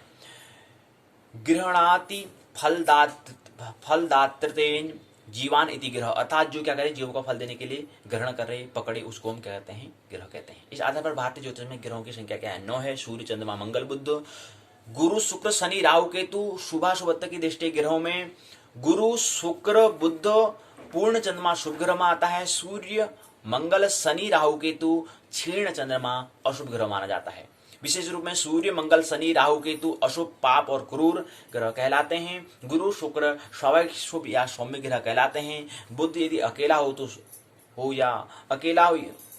हो या शुभ ग्रह के साथ हो तो शुभ रहेगा, अन्यथा पाप युक्त बुध अशुभ ही माना जाता है। इसी तरह चंद्रमा यदि पूर्ण हो तो शुभ, क्षीण हो तो पापी माना जाता है। कृष्ण पक्ष की दशमी से शुक्ल पक्ष में पंचमी पर्यंत तक चंद्रमा पापी होता है, हमें ख्याल रहे, ऐसा सामान्य माना जाता है। सूर्य को भी कुछ विद्वान पापी न मानकर केवल क्रूर ही मानते हैं। रक्त है ना लाल, जो है क्रूरता को दिखाता है, लेकिन हम उच्च स्वमूल त्रिकोण राशियों के अतिरिक्त सूर्य को पापी ही हम समझते हैं। परिभाषा शब्दावली ग्रह कैसे कहते हैं, आकाश में स्थित चलायमान जो हो, घुमक्कड़ जो हो, ऐसे ग्रह को, ऐसे खगोलिक पिंड को हम ग्रह कहते हैं। सूर्य भी एक ग्रह है, ख्याल रहे, क्योंकि वो भी घूम रहा है, वो भी चलायमान है, वो किसी अन्य महासूर्य के चलायमान है, जिसको हम ग्रह कहते हैं। तो हम कोई आश्चर्य की बात नहीं होनी चाहिए, वो ग्रह है और तारा है, ये भी ख्याल है। नवमान से राशि के 9 भाग को नवमान से कहते हैं। एक नवमान से का मान 3 अंश से 20 कला होता है, ये हमें ख्याल रहे, जो कि एक चरणाक्षर के बराबर होता है। भाव जन्म कुंडली में द्वादश स्थानों में प्रत्येक की भाव का जो नाम, जो प्रत्येक जो कोष्टक दिए हैं, जो स्थान दिए हैं, उन स्थान का नाम ही भाव नाम दिया गया है। भाव को थोड़ा हृदय से जोड़ने के लिए इसलिए भाव हमने कहा, भाव नाम दिया। जन्म कुंडली में द्वादश भाव होते हैं, जिसके आधार पर हम क्या करते हैं, फल आदेश करते हैं, फल आदेश हम करने का कर्तव्य करते हैं। कारक कुंडली में प्रत्येक ग्रह का कारक, कारक मतलब जो कार्य को करने वाला जो जनक है, उस ऐसे जनक को हम कारक कहते हैं। कर्ता कर्म करण जो हमने कल समझा था, तो 6 कारण होते हैं, 8 में से 6 कारक होते हैं, 6 कारण होते हैं। यहाँ तो फिर ग्रह के परिप्रेक्ष्य में देख रहे हैं, लेकिन उसका मूल क्या है, कार्य को करने वाला जनक को हम कारक कहते हैं। लग्न उदय क्षितिज वृत्त में क्रांति वृत्त पूर्व दिशा में जहां स्पर्श करता है उसे हम लग्न कहते हैं। फिर यहाँ पर बहुत प्रश्न के उत्तर दिए हैं, संदर्भ ग्रंथ सूची दी हुई है। निबंधात्मक प्रश्न 2 प्रश्न पूछे गए हैं कि पहला ग्रह किसे कहते हैं, पहला भाग है प्रश्न का, पहले प्रश्न का पहला भाग, दूसरा उनके विभिन्न स्वरूप का विवेचन कीजिए, 2 भाग, पहले प्रश्न का 2 भाग, पहला और दूसरा। उसका फिर ग्रहों को परिभाषित करो, दूसरा प्रश्न है करते हुए पहला भाग आ गया कि ग्रह को परिभाषित करना सी, परिभाषा क्या है, ग्रह की डेफिनेशन क्या है, उसके बाद शुभ और अशुभ फल का विस्तार से वर्णन करो। इस तरह से 2 प्रश्न यहाँ पर दिए गए हैं। और इकाई क्या है, पहली पूर्ण होती है ग्रहों का शुभाशुभत्व वाला जो पहली इकाई है वो पूर्ण होती है। आइए दूसरी इकाई में प्रवेश करें। दूसरी इकाई का नाम है ग्रह बल। ग्रह बल में क्या है, इसकी संरचना इकाई की प्रस्तावना उद्देश्य, ग्रहों का संक्षिप्त परिचय, ग्रहों का बल, बोध प्रश्न, सारांश, शब्दावली, बोध प्रश्न को उत्तर, संदर्भ ग्रंथ सूची, पाठ्य सामग्री, निबंधात्मक प्रश्न। अब इसके अंतर्गत हमें क्या समझना है, इसके अंतर्गत हमें ख्याल रखना है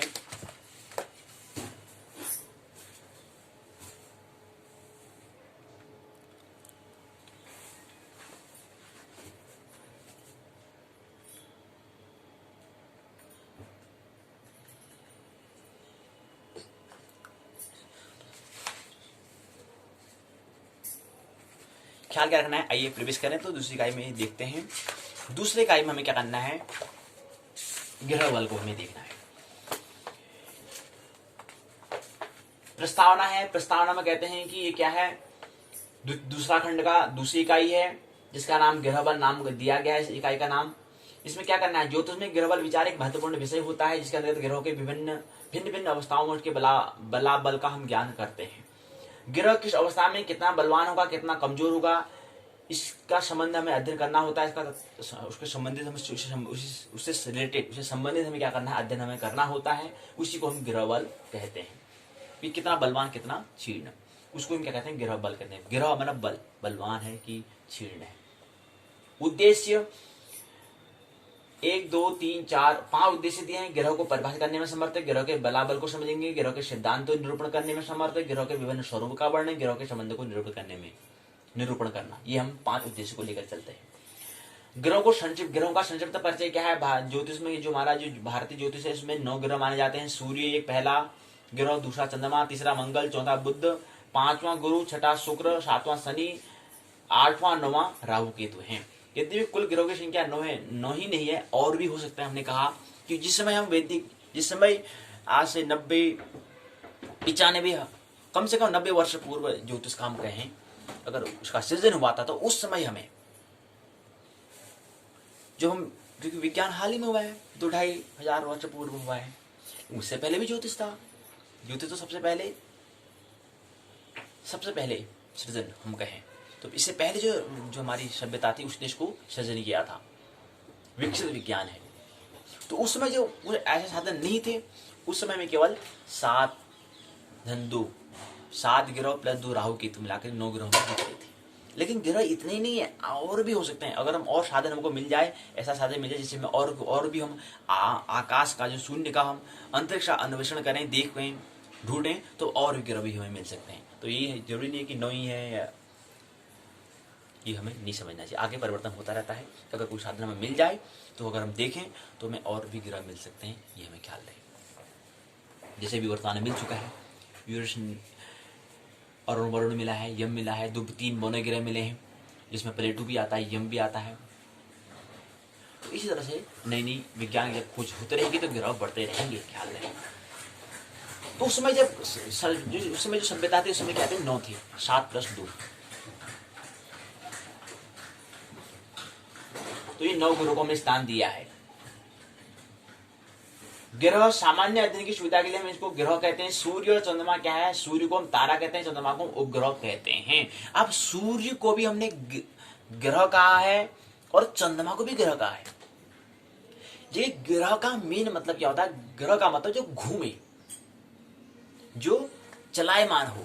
तो तारा भी तो, जो सूर्य है तारा है, वो भी तो चलायमान है, चंद्रमा है वो भी तो चलायमान है, तो इसलिए हमने चंद्रमा को भी ग्रह कहा, ये हमें ख्याल रही। तो ग्रह को, चंद्रमा को हमने ग्रह क्यों कहा, क्योंकि वो भी चलायमान है। क्योंकि ग्रह का परिभाषा क्या होती है, उसकी डेफिनेशन क्या होती है, जो चलायमान हो, चलता हो, तो जो गति कर रहा हो। तो चंद्रमा भी गति कर रहा है, सूर्य भी गति कर रहा है और पृथ्वी भी गति कर रहा है। तो पृथ्वी तो ग्रह है ही, वो तो कर ही रहा है, लेकिन चंद्रमा भी गति कर रहा है, तो चंद्रमा को भी क्या कहते हैं, ग्रह कहते हैं। सूर्य भी परिक्रमा कर रहा है, परिक्रमा गति कर रहा है, चलायमान है, घुमक्कड़ है, घूम रहा है, तो इसलिए हम सूर्य भी क्या है, ग्रह है, इसलिए उसको हमने ग्रह कहा। तारा तो है ही, लेकिन ग्रह भी है। तो इसमें आता है राहु केतु छाया ग्रह है। क्यों छाया ग्रह है, कभी गौर किया आपने छाया ग्रह क्यों है? अब देखो ग्रह की परिभाषा क्या होती है, ग्रह की परिभाषा जो चले। अब देखें, अगर हम छड़ी है, छड़ी को हिलाते हैं तो छाया भी तो हिलेगी, हिलेगी नहीं हिलेगी, हिलेगी बिल्कुल। छड़ी, अगर छड़ी को हम विरामावस्था उसको नहीं हिलाएं, मूव नहीं कराएं, तो छाया भी नहीं हिलेगी। लेकिन जैसे ही हम छड़ी को हिलाते हैं तो छाया भी हिलेगी।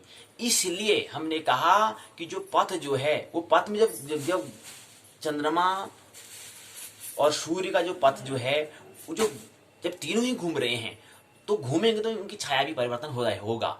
तो इसलिए हमने कहा कि राहु केतु कोई ग्रह नहीं है, लेकिन छाया है। इसलिए हमने कहा वो भी क्या है, ग्रह है। क्योंकि छाया हिल रही है तो छाया को भी हम गणना कर रहे हैं, इसलिए हमने छाया भी क्या है, राहु केतु को भी हमने ग्रह कहा। तो इसलिए हमने 9 ग्रह कैसे आए, ये हमें बात ख्याल में आ चुकी है। तो चंद्रमा जबकि क्या है, पृथ्वी है, पृथ्वी ग्रह है, ग्रह का भी क्या है, उपग्रह है, लेकिन वो भी क्या है, ग्रह की स्थिति में आता है तो ग्रह ही ना, है तो उपग्रह कह रहे हैं, है तो ग्रह ही, घूम तो रहा है। लेकिन राहु केतु छाया ग्रह, छाया है और घूम रहा, छाया और पीछे ग्रह का मतलब चलना, तो छाया भी चल रही है। अगर हम चलते तो हमारी छाया भी तो पीछे आती है। उसी प्रकार से हमारे जो खगोलीय पिंड जो घूम रहे हैं, सूर्य चंद्रमा जो घूम रहे हैं, तो उसके हिसाब से क्या है, वहां पर जो कटाक्ष बिंदु हैं, जो कटे हुए जहां पर छाया पड़ रही, वो छाया भी वो क्या है, गति करता है। इसलिए हमने कहा ये भी क्या है, ग्रह है, राहु केतु भी क्या है, ग्रह है। तो ये हमें ख्याल रखना है। अब है क्या छाया ग्रह, क्या है छाया ग्रह में समझे तो सूर्य और चंद्रमा के जो पथ जो होते हैं, हम छाया ग्रह कह रहे हैं, किसकी छाया, उसको समझते हैं। सूर्य और चंद्रमा के पथ जो होते हैं, सूर्य और चंद्रमा का जो पथ, जो रास्ता है, जो है पृथ्वी से देखने पर, अगर पृथ्वी से अगर देखें तो पृथ्वी से देखने पर दोनों के दो बिंदु पर मिलते हैं, 2 चौराहे पर मिलते हैं। दोनों के जो पथ हैं 2 जगह मिलते हैं। मतलब कहें कि एक ऐसे है और एक थोड़ा परिवर्तन है, दोनों में थोड़ा अगर परिवर्तन करें, लेकिन दोनों पाथ वहीं पर मिलते हैं। तो जहां पर पृथ्वी से देखने पर जहां पर वो मिल रहे हैं तो 2 जगह मिलेंगे, क्योंकि 2 पथ हैं, एक सूर्य का पथ है और एक चंद्रमा का पथ है। तो दोनों क्या है, एक वृत्ताकार में है, तो ये वृत्ताकार कहीं, दोनों वृत्ताकार कहीं पर दोनों आपस में मिलते हैं। अगर दोनों अलग अलग होते तो फिर छाया ग्रह के मतलब ही नहीं था, लेकिन दोनों पथ एक जगह मिलते हैं, और जहां पर मिलते हैं तो दो जगह मिलेंगे, और दो जगह यहाँ पर मिलते हैं, दोनों को क्रमशः हमने राहु और केतु छाया ग्रह नाम हमने दिया। और छाया कहा, और ग्रह इसलिए कह रहे हैं क्योंकि सूर्य चंद्रमा दोनों गति कर रहे हैं, तो उनका वो गति करेंगे तो उनकी छाया भी गति करेगी, इसलिए उनको छाया ग्रह कहा।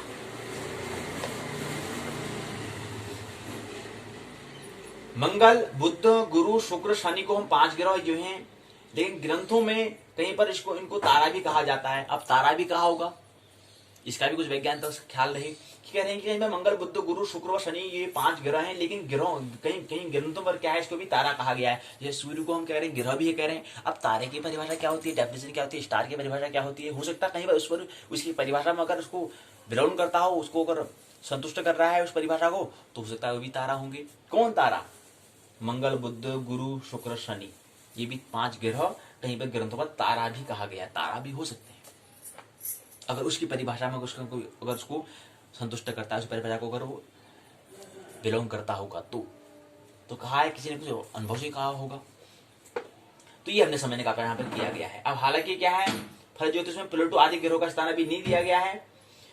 दूरी, प्रकाश की कमी, धीमा होना नहीं है, क्योंकि अन्य ग्रहों की तुलना में ये क्या है, बहुत शनि बहुत दूर धीमा ग्रह होते हुए भी अनुपात में अधिक प्रभावशाली होता है। राहु केतु है ही नहीं, फिर भी प्रभावित करते हैं। अब वो है नहीं, लेकिन उनकी छाया तो प्रभावित करती है। भाई ये छड़ी है, ये छड़ी हमें प्रभावित करती है, लेकिन इसकी छाया भी प्रभावित करती है, ख्याल रही। तो कहीं बार हमें कुछ काम देखना तो वहां पर छाया इसका, अब यहां पर उसका छाया जहां पड़ेगी वहां पर से कुछ व्यवधान आ सकता है। तो जो हम कह रहे हैं ग्रह हैं, लेकिन जो राहु केतु छाया होने के बाद भी, लेकिन वो भी छाया भी हमें प्रभावित करता है। छड़ी है, छड़ी तो प्रभावित करती ही करती है, लेकिन ये छड़ी की जो छाया है वो भी प्रभावित हमें करती है, ये कहने का मतलब ये है। तो ऐसे ग्रह हैं। सूर्य और चंद्रमा का जो पथ जो है, उनके पथ में जो बन रहा है, वो जो छाया जो बन रहा है, जो उनका टास्क जो यहाँ पर काट रहे हैं, तो उसका छाया भी हमें क्या करता है, प्रभावित करता है। इसलिए उसकी गणना हम करते हैं राहु केतु की। तो ये बात हमने समझनी है, इसमें दीर्घ है। ये बात यहाँ पर संक्षिप्त परिचय हमें इस इकाई में दिया। फिर अगला क्रम आता है, ग्रहों का बलाबल। ग्रहों को किसी भाव में स्थिति के कारण ग्रहों को आवासीय बल प्राप्त होता है। इस बल को ज्ञात करने के लिए 5 प्रकार के बल होते हैं। अब ग्रहों का बलाबल हम दूसरी इकाई में ग्रह बल को समझ रहे हैं। ग्रहों का बलाबल क्या है, उनकी पावर, उनकी शक्ति क्या है, उनका बल, उनका फोर्स क्या है, बलाबल को देख रहे हैं। इसमें क्या होता है, 5 प्रकार के बल होते हैं। पहला आता है ग्रहों के उच्च बल, दूसरा आता है सप्तवर्गीय बल, तीसरा आता है ओज युग्म बल, चौथा केंद्र आदि बल, पांचवा दृश्य कांड बल, ठीक है। अब इसमें क्या है, ग्रहों के उच्च बल को क्या दिया है, उच्च बल स्थानीय बल का एक भाग होता है। यहाँ पर बात दी है, ज्ञान से यहाँ पर शुरू किया, यहाँ पर पूर्ण हो जाता है, बात विस्तार से बात नहीं करेंगे। दूसरा सप्तवर्गीय बल है, आवासीय बल या स्थानीय बल निकालने के लिए उच्च बल के बाद जिस बल को निकाला जाता है उसको हम सप्तवर्गीय बल कहते हैं। यहीं पर बात पूर्ण हुई। चंद्रकुंडली में होरा, दृष्टिकोण, सप्तांश, नवमांश, द्वादशांश, तृतीयांश, वर्ग कुंडली जो है इसमें इसका हम जिक्र करते हैं। जन्म कुंडली में यही हमें ध्यान रखना होता है सप्तवर्गीय बल का। अगला तीसरा आता है ओज युग्म बल। जन्म कुंडली में नवमांश, जन्म कुंडली और नवमांश कुंडली में श्रम विषम राशि में ग्रह की स्थिति में यह बल प्राप्त होता है। चंद्र शुक्र स्त्री ग्रह माने जाते हैं। चंद्रमा जो ग्रह है, चंद्रमा जो उपग्रह है वो क्या है, और शुक्र जो ग्रह है वो क्या है, स्त्री ग्रह माने जाते हैं। शेष सभी ग्रह क्या है, पुरुष ग्रह माने गए हैं। स्त्री ग्रह को हम श्रम राशि और नवमांश में बल प्राप्त होता है, पुरुष ग्रह में विषम राशि, नवमांश में बल प्राप्त होता है। अब क्या है, कह रहे हैं कि स्त्री ग्रहों को श्रम राशि, आप स्त्री ग्रह में क्या है, श्रम राशि कौन सी होगी, मेष, वृष, मिथुन, कर्क। कर्क चौथे नंबर की आ गई, तो चौथी राशि कौन सी है, चौथे क्रम जो चौथा वो सम है, और चौथे में कौन सा है, सिंह है। तो सिंह राशि में क्या है, और इसका जो स्वामी जो होगा, क्योंकि चंद्रमा होगा तो चंद्रमा क्या है, स्त्री है। और अन्य इसी प्रकार से और ग्रहों में भी देखें, पुरुष ग्रहों में विषम राशि होगा, नवमांश में बल प्राप्त होता है। परंतु पुरुष ग्रह सब राशि और नवमांश में तथा स्त्री ग्रह विषम राशि और नवमांश में कोई बल प्राप्त नहीं होता, ये हमें ख्याल रहे। विषम में स्त्री जो विषम राशि और नवमांश में कोई बल प्राप्त नहीं होगा, अगर होंगे तो कोई उसको उनका ताकत काम नहीं करेगी, छीनने की बराबरी रहेगी, नहीं की बराबरी रहेगी। तीसरा बल आता है केंद्र आदि बल। केंद्र हमने कहा, केंद्र कौन से होते हैं, 1, 4, 7, 11 जो हमने कहा था कि मध्य बीज होते हैं। अब थोड़ा जन्म कुंडली को देखने के लिए थोड़ा हमें ये समझना पड़ेगा, क्योंकि पृथ्वी क्या है, शून्य पर स्थित है। समझो कि जो कमरा है, कमरे के मध्य में कहीं पृथ्वी है, और कमरा क्या है, शून्य है। तो इसकी जो ये वाला और ये वाला भाग को हम कहेंगे पहला केंद्र, 1, 2, पूरा पश्चिम हो गया, फिर उत्तर और दक्षिण, ये 4 दिशाएं हैं। इसी प्रकार से कमरे के हिसाब से क्या है, हमें 12 उसके भाव होते हैं। वो किस इस तरह से हैं, जो यहाँ पर बना रहे हैं वो हमारे मजबूरी है, क्योंकि हम उसको एक्स वाई अक्ष में दिखा रहे हैं, एक्स वाई एक्सेस में दिखा रहे हैं, वो हमारी था मजबूरी है। लेकिन जैसे अगर हम अगर त्रिविमी आगे अन्य विमी जो होंगे उसके आधार पर बता पाए, तो वो ऐसा है नहीं। वो क्या है, अन्य विमी त्रिविमी से भी ज्यादा है, 3D भी है कहें तो उचित रहेगा। अब 3D को हम अगर 2D में समझाने का प्रयास करें तो थोड़ा मजबूरी समझा हम नहीं पाएंगे, थोड़ा उसमें पूर्ण बात समझा नहीं सकते हैं। तो उसको हम जब जन्म कुंडली जो जन्मांक चक्र बताते हैं वो 2D में होता है, 2 अक्ष में होता है, एक्स और वाई अक्ष में होता है।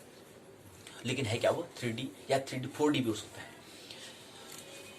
तो ये देखें, तो उसको हमें ऐसे देखना है कि ये 4 कमरा है, कमरे को देखें तो इस कमरा जो है वो शून्य है और पृथ्वी है कहीं पर ही है। तो पृथ्वी के पूर्व, पश्चिम, उत्तर, दक्षिण जो हिसाब से है, तो उसके केंद्र में जो हम कह रहे हैं 1, 2 जो हम दिखाते हैं जन्मांक चक्र में, 1, 4, 7, 10 जो वो केंद्र होते हैं। तो केंद्र आदि बल क्या होता है, इसमें बता रहे हैं कि भाव सबसे अधिक बल अधिक अंक वाले प्राप्त करते हैं।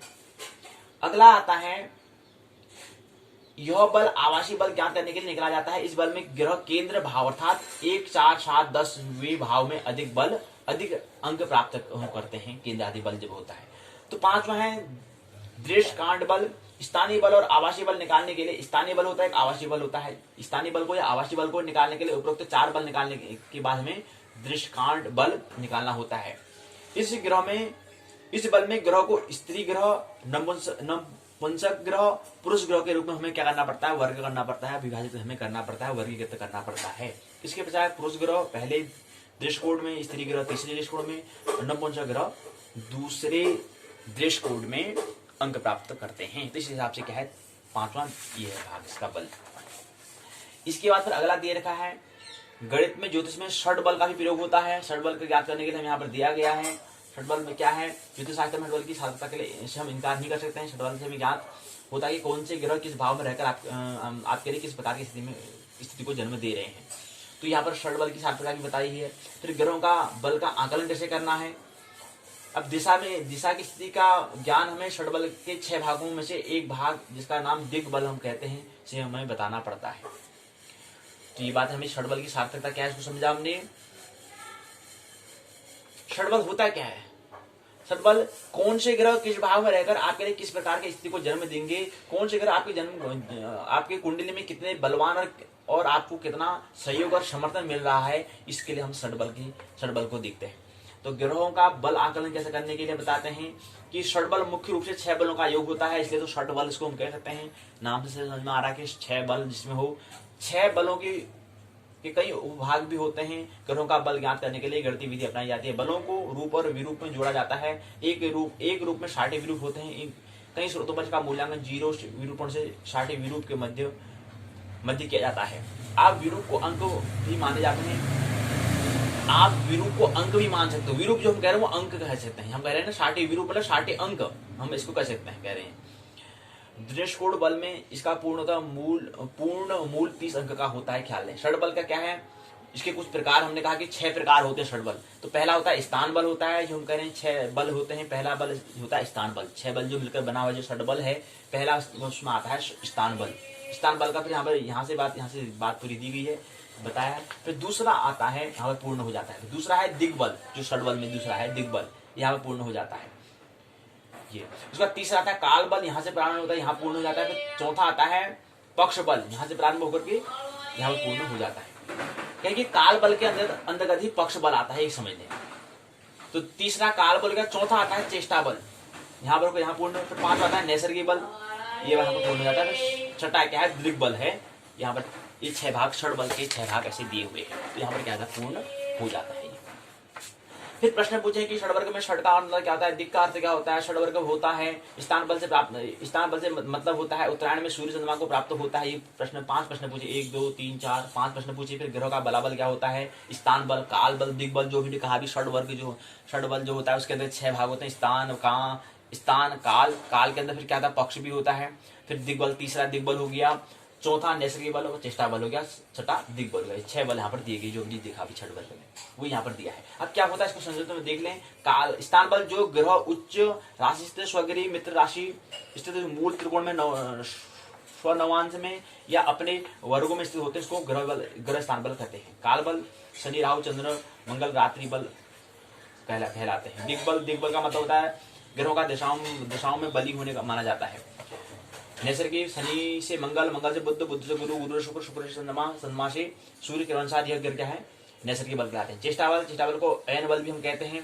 उत्तरायण से सूर्य से चंद्रमा, दक्षिणायन से क्रूर से ग्रह बल माने जाते हैं, हमें क्रूर ग्रह माने जाते हैं। दिग्बल शुभ ग्रहों से दृष्ट ग्रह दृग बल कहलाता है। तो ये हमें दिए गए। फिर चर बल भी होता है, एक स्थिर बल भी होता है, एक दृग बल भी होता है। ये क्या है, इसके अन्य भाग भी यहाँ पर दिए गए। चर बल ज्योतिष शास्त्र में बल को मुख्य आधार का माना गया, इसके 3 भाग दिए गए हैं। फिर चर बल आता है, स्थिर बल आता है, यहाँ से प्रारंभ यहाँ पूर्ण हो गया, दान से यहाँ प्रारंभ यहाँ पूर्ण, दिग्बल हो गया यहाँ से प्रारंभ होकर के यहाँ पर पूर्ण होता है। फिर और भी अन्य बल और कह दिए और बल आते हैं। उसके बाद स्थान बल आता है, वही काल बल जो दिया उसको समझाने का प्रयास यहाँ पर किया गया है। फिर काल बल को भी, नैसर्गिक बल को समझाने का, चेष्टा बल को समझाने का प्रयास किया गया है। इसके बाद 3 बलों के आधार पर विस्तार से यहाँ पर समझाया है कि मूल त्रिकोण बल जो होता है इसको समझाने का प्रयास यहाँ पर किया। फिर ग्रहों का स्थान अंतर क्या है, उच्च राशि के लिए 70 होता है, मूल त्रिकोण के लिए 60 होता है, स्वराशि के लिए 50 होता है, मित्र राशि के लिए 40, श्रम राशि के लिए 30 होता है, शत्रु राशि के लिए 20, नीच राशि के लिए 10 होता है। फिर अंश बल क्या होता है इसको बताने का प्रयास। कारक और अंश यहाँ पर दिए, आत्मकारक, अमात्य कारक, भात्य कारक, मात्र कारक, पुत्र कारक, ज्ञाति कारक और दारा कारक। तो 1 2 3 4 5 6 7 ग्रह से 7 कारक होते हैं, हमने बात समझी।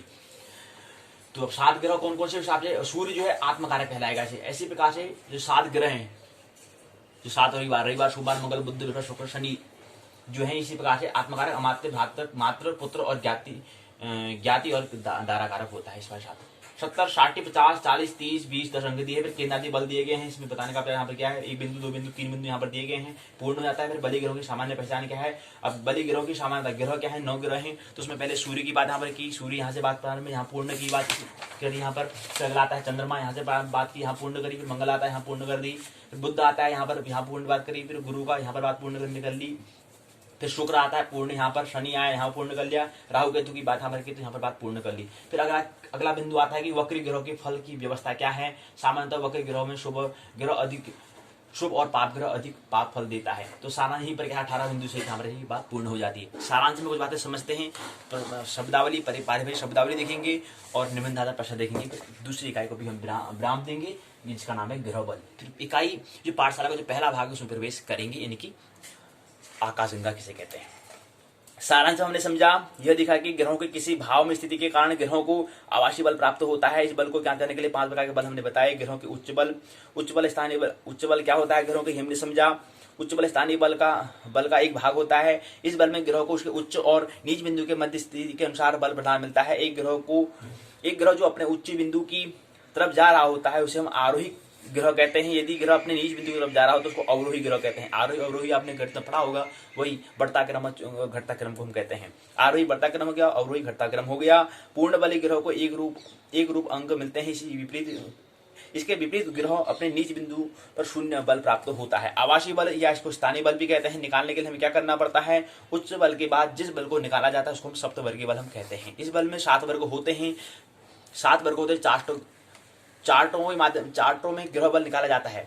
ओज युग्म बल जन्म कुंडली में नौवांश कुंडली में श्रम या विषम राशि में ग्रह की स्थिति से यह बल प्राप्त होता है। केंद्रादि बल हमने बताया, यह बल आवासीय बल ज्ञात करने के लिए हम इसको निकालते हैं। इस बल में ग्रह केंद्र अर्थात 1 4 7 10 केंद्र जो होता है, जो भाव है 1 4 7 5 10वां भाव में सबसे अधिक अंक प्राप्त होते हैं। स्थानीय बल या आवासीय बल निकालने के लिए हमें उपरोक्त 4 बल हमें निकालने होते हैं। निकालने के बाद हमें दृश्यकाल बल हमें निकालना होता है। पर शब्दावली ग्रह के हैं आकाश में स्थित जिसमें गति और प्रकाश उसको हम ग्रह कहते हैं। काल बल, प्रत्येक ग्रहों का काल बल होता है। चेष्टा बल, किसी ग्रह को सूर्य की परिक्रमा करने के लिए जो बल प्राप्त होता है उसको चेष्टा बल कहते हैं। स्थान बल, ग्रह जिस स्थान पर स्थित होता है वह स्थान संबंधी बल को स्थान बल कहेंगे। दिग्बल, ग्रहों की अपनी अपनी दिशाएं होती हैं, जो ग्रह अपनी दिशा में होगा वह दिग्बल समझा जाता है। तो यहाँ पर हमने बात समझी, परिभाषा शब्दार्थ समझ ली, बहुत प्रश्न के उत्तर दिए हैं जो पहले पूछे गए थे, उसके उत्तर यहाँ पर दिए हुए हैं। संदर्भ ग्रंथ सूची, छाया पाठ्य सामग्री, जहाँ से इसको और आप विस्तार से समझ सकते हो। इस पाठ्य सामग्री को और अच्छा से समझना है तो यहाँ से समझ सकते हैं, और ग्रंथ अगर आपसे और महत्वपूर्ण समझना है तो इस ग्रंथ से आप समझ सकते हैं। बृहद पराशर होरा शास्त्र में आचार्य पराशर हैं, उनकी जो मूल लेखक आचार्य पराशर हैं, वहां से इसको और अच्छे से हम समझ सकते हैं, और पाठ्य सामग्री के माध्यम से भी बता रखा है। निबंधात्मक प्रश्न, 2 निबंधात्मक प्रश्न। पहला प्रश्न पूछा है ग्रह बल किसे कहते हैं, पहला भाग। दूसरा, विभिन्न स्वरूप का वर्णन करो। तो पहला प्रश्न दूसरा, ग्रह बल को परिभाषित करो, उसके शुभ और शुभ फल का विस्तार से व्याख्या करो। यही पर क्या है, इकाई दूसरी भी क्या होती है, पूर्ण होती है। तो ये बात हमें ख्याल रखना है। आइए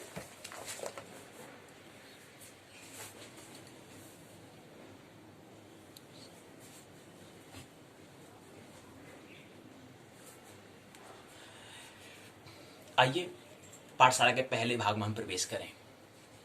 तो ये हमें ख्याल रखना, कल हम क्या कर लेंगे एक बार देख लेते हैं, फिर पाठशाला के पहले भाग में प्रवेश करेंगे। आज की पाठशाला हमने ग्रह भाव विचार दूसरे खंड में प्रवेश करा। विविध परिप्रेक्ष्य में ग्रहों का शुभ और अशुभ शुभ जो है उसके तत्व को हमने देखा कि शुभ क्या होता है, अशुभ क्या होता है। इसके बाद फिर हमने पहले इकाई में, दूसरे इकाई में फिर हमने ग्रह बल को देखा। 5 बल होते हैं, ये हमने देखा। तो कल की पाठशाला में हम फिर 2 इकाई लेंगे, तीसरी इकाई और चौथी इकाई। तीसरी इकाई का नाम है भाव बल। जैसे हमने ग्रह बल देखा, कल ऐसे भाव बल को देखेंगे। फिर ये तीसरी इकाई रहेगी। चौथी इकाई में दृष्टि विचार हम करेंगे।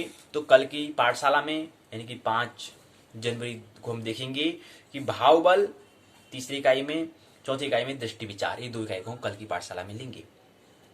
फिर परसों की पाठशाला में 6 जनवरी को हम 5वीं इकाई को लेंगे, ग्रह की मित्रता क्या होती है, मैत्री के बारे में हम बात करेंगे।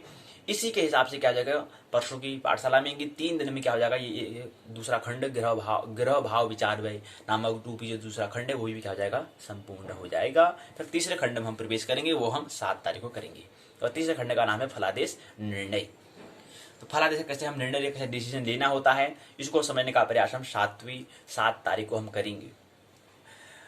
और ये भी क्या है, जो तीसरा खंड है ये भी 3 दिन में पूर्ण हो जाएगा। पहले दिन में 7 तारीख को 2 इकाई लेंगे, 8 को भी 2 लेंगे, और 9 को 1 लेंगे। इस हिसाब से 5 ये भी क्या हो जाएंगे, इसके अंदर जो तीसरा खंड है इसके अंदर भी 5 इकाई हैं, ये भी 3 दिन में पूर्ण हो जाएगा। तो 8 और 9 को भी पूर्ण हो जाएगा। उसके बाद फिर 10 तारीख को हम चौथा खंड में प्रवेश करेंगे, दशाफल विचार। इसके अंतर्गत पहले और 10 तारीख को 10 जनवरी को हम क्या करेंगे, पहली और दूसरी इकाई को देखेंगे। और उसके बाद फिर 6 इकाइयां हैं, फिर दूसरी, तीसरी और चौथी को हम 11 को, 5वीं और छठी को 12 को देखेंगे। उसके बाद फिर 2 दिन की हमारी क्या होगी, पुनरावृत्ति हो जाएगी। 4 खंड दिए हैं तो एक दिन में 2 खंड लेंगे, और दूसरे दिन में भी 2 खंड लेंगे। इस तरह से 4 खंड पूर्ण हो जाएंगे। फिर ये तारीख हो जाएगी हमारा 13, 14, 15 और 16। फिर 2 दिन करेंगे हम। 15 तारीख को पुनरावृत्ति और प्रश्नोत्तर चर्चा ले लेंगे, कुछ प्रश्न ले लेंगे और पुनरावृत्ति कर लेंगे, और 16 तारीख को एक टेस्ट परीक्षण कर लेंगे कि हम क्या बात समझ में आ रही नहीं आ रही हमें। तो वो परीक्षण जो होगा, वो टेस्ट जो होगा, वो क्या 16 तारीख को होगा। इस हिसाब से हमें पहला प्रश्न पत्र हमें देखना है, इस हिसाब से हमें तैयारी हमें करनी है। और पहला चरण अभी चल रहा है, तो 16 तारीख को एक टेस्ट हम करेंगे 10 अंक का, हमें देखना है। कुछ प्रश्न ले लेंगे, बड़ा और छोटा प्रश्न 2 तरह से प्रश्न आते हैं हमने कहा, तो इस हिसाब से हमें देखना है। 2 तरह से प्रश्न आते हैं, पूछा जाता है, बड़ा और छोटा, लघु और दीर्घ प्रश्न पूछे जाते हैं। 15 और 7, 7 पंचे 35, 2 भाग हमने कहा, 7 पंचे 35, 15 × 45, 15 × 45, 5 दूना 10, 4 दूना 8, इस हिसाब से 80 अंक होते हैं। तो कहने का मतलब हमें ख्याल रखना है कि 2, 7 और यानी कि 5 धन 3 यानी कि 8 क्वेश्चन हमसे पूछे जाएंगे। और जो लघु प्रश्न होगा, यानी कि जो 5 प्रश्न हम कह रहे हैं वो लघु प्रश्न होगा, यानी कि 7 अंक का वो होगा। और जो बड़ा प्रश्न होगा वह 3 प्रश्न होंगे, लेकिन एक प्रश्न जो होगा वो कितने अंक का होगा, 15 अंक का होगा। इस हिसाब से 80 अंक 8 क्वेश्चन का 80 अंक होते हैं, ये हमें ख्याल रखना। 80 अंक का 80 पूर्णांक का क्या होगा, प्रश्न पत्र होगा। पहला जो हम दूसरे वर्ष की हम बात कर रहे हैं, स्नातक द्वितीय वर्ष 201, यानी कि जातक सार्थक और फलादेश के सिद्धांत, उसका 80 अंक का और 20 अंक का सत्र कार्य असाइनमेंट होगा, वो भी आने वाला होगा, उसकी भी मैं तैयारी कर लेंगे बीच में। इस हिसाब से मैं तैयार हमें होना है। बाकी हमें जो मेरी योजना बताई उस पर हमें क्या करना है, ध्यान देना है, ख्याल रखना है और पूरे दृढ़ संकल्प के साथ, पूरे उमंग के साथ, उत्साह के साथ हमें आगे काम करना है, स्वधर्म करना है। आइए हम पाठशाला के पहले भाग में प्रवेश करें। पहले भाग में हमने बात किया था ब्रह्मांड एवं काल, निहारिका किसे कहते हैं इसको हम समझेंगे। निहारिका क्या है?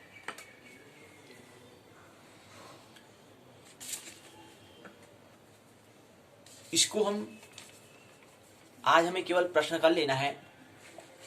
आकाश गंगा को तो हम आज समझने का प्रयास कर लेते हैं, कल हम निहारिका को समझेंगे। तो आकाश गंगा क्या है? हमने कहा कि आकाश का मतलब होता है आकाश गंगा।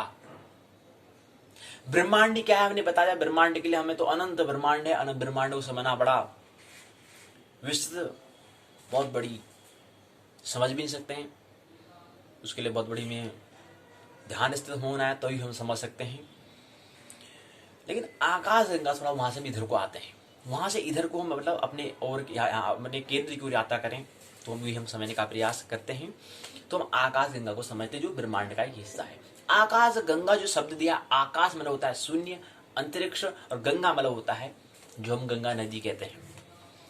ये जो आकाश गंगा जो शब्द दिया है, ये इसका देने का मतलब यही है कि हम अंतरिक्ष में अगर जाते हैं, पृथ्वी से अगर हम यहाँ से ऊपर अंतरिक्ष में अगर जाएं तो वहां से फिर जब अंतरिक्ष को हम निहारें, देखें, तो वहां पर जो हमें प्रकाश रूपी जो हमें नदी हमें दिखाई देती है। तो आकाश गंगा मतलब ऐसे प्रकाश पुंजों की हमारी जो कि नदी बह रही हो, उसी को हम, ऐसी नदी का नाम हमने आकाश गंगा कहा। जैसे यहाँ पर नदी कहते हैं, गंगा नदी कहते हैं, गंगा नदी हमने कहा, तो यहाँ पर हमने नदी गंगा कहा, लेकिन उसके आगे आकाश गंगा कहा हमने इसको। यानी कि आकाश में, अंतरिक्ष में क्या है कि मेरे जो इसे प्रकाशमान है, वो प्रकाशमान ऐसे नदी से हमें दिखाई देता है, जैसे मान के बह रहा हो। इसको दुग्ध मेखला, जैसे दूध की हम बात करें, सब मन अलग अलग दृष्टि है, अलग अलग व्यक्ति की, अलग अलग मनुष्य की, अलग मित्र की अलग अलग दृष्टि से बोलते हैं उसको। कोई मित्र उसको दुग्ध मेखला बोलते हैं, कोई मित्र उसको मिल्की भी बोलते हैं, कोई उसको आकाश गंगा बोलते हैं, कोई दुग्ध मेखला बोलते हैं। तो अलग अलग व्यक्ति का दृष्टि, उनके देखने का तरीका है, दृष्टिकोण है, एटीट्यूड है।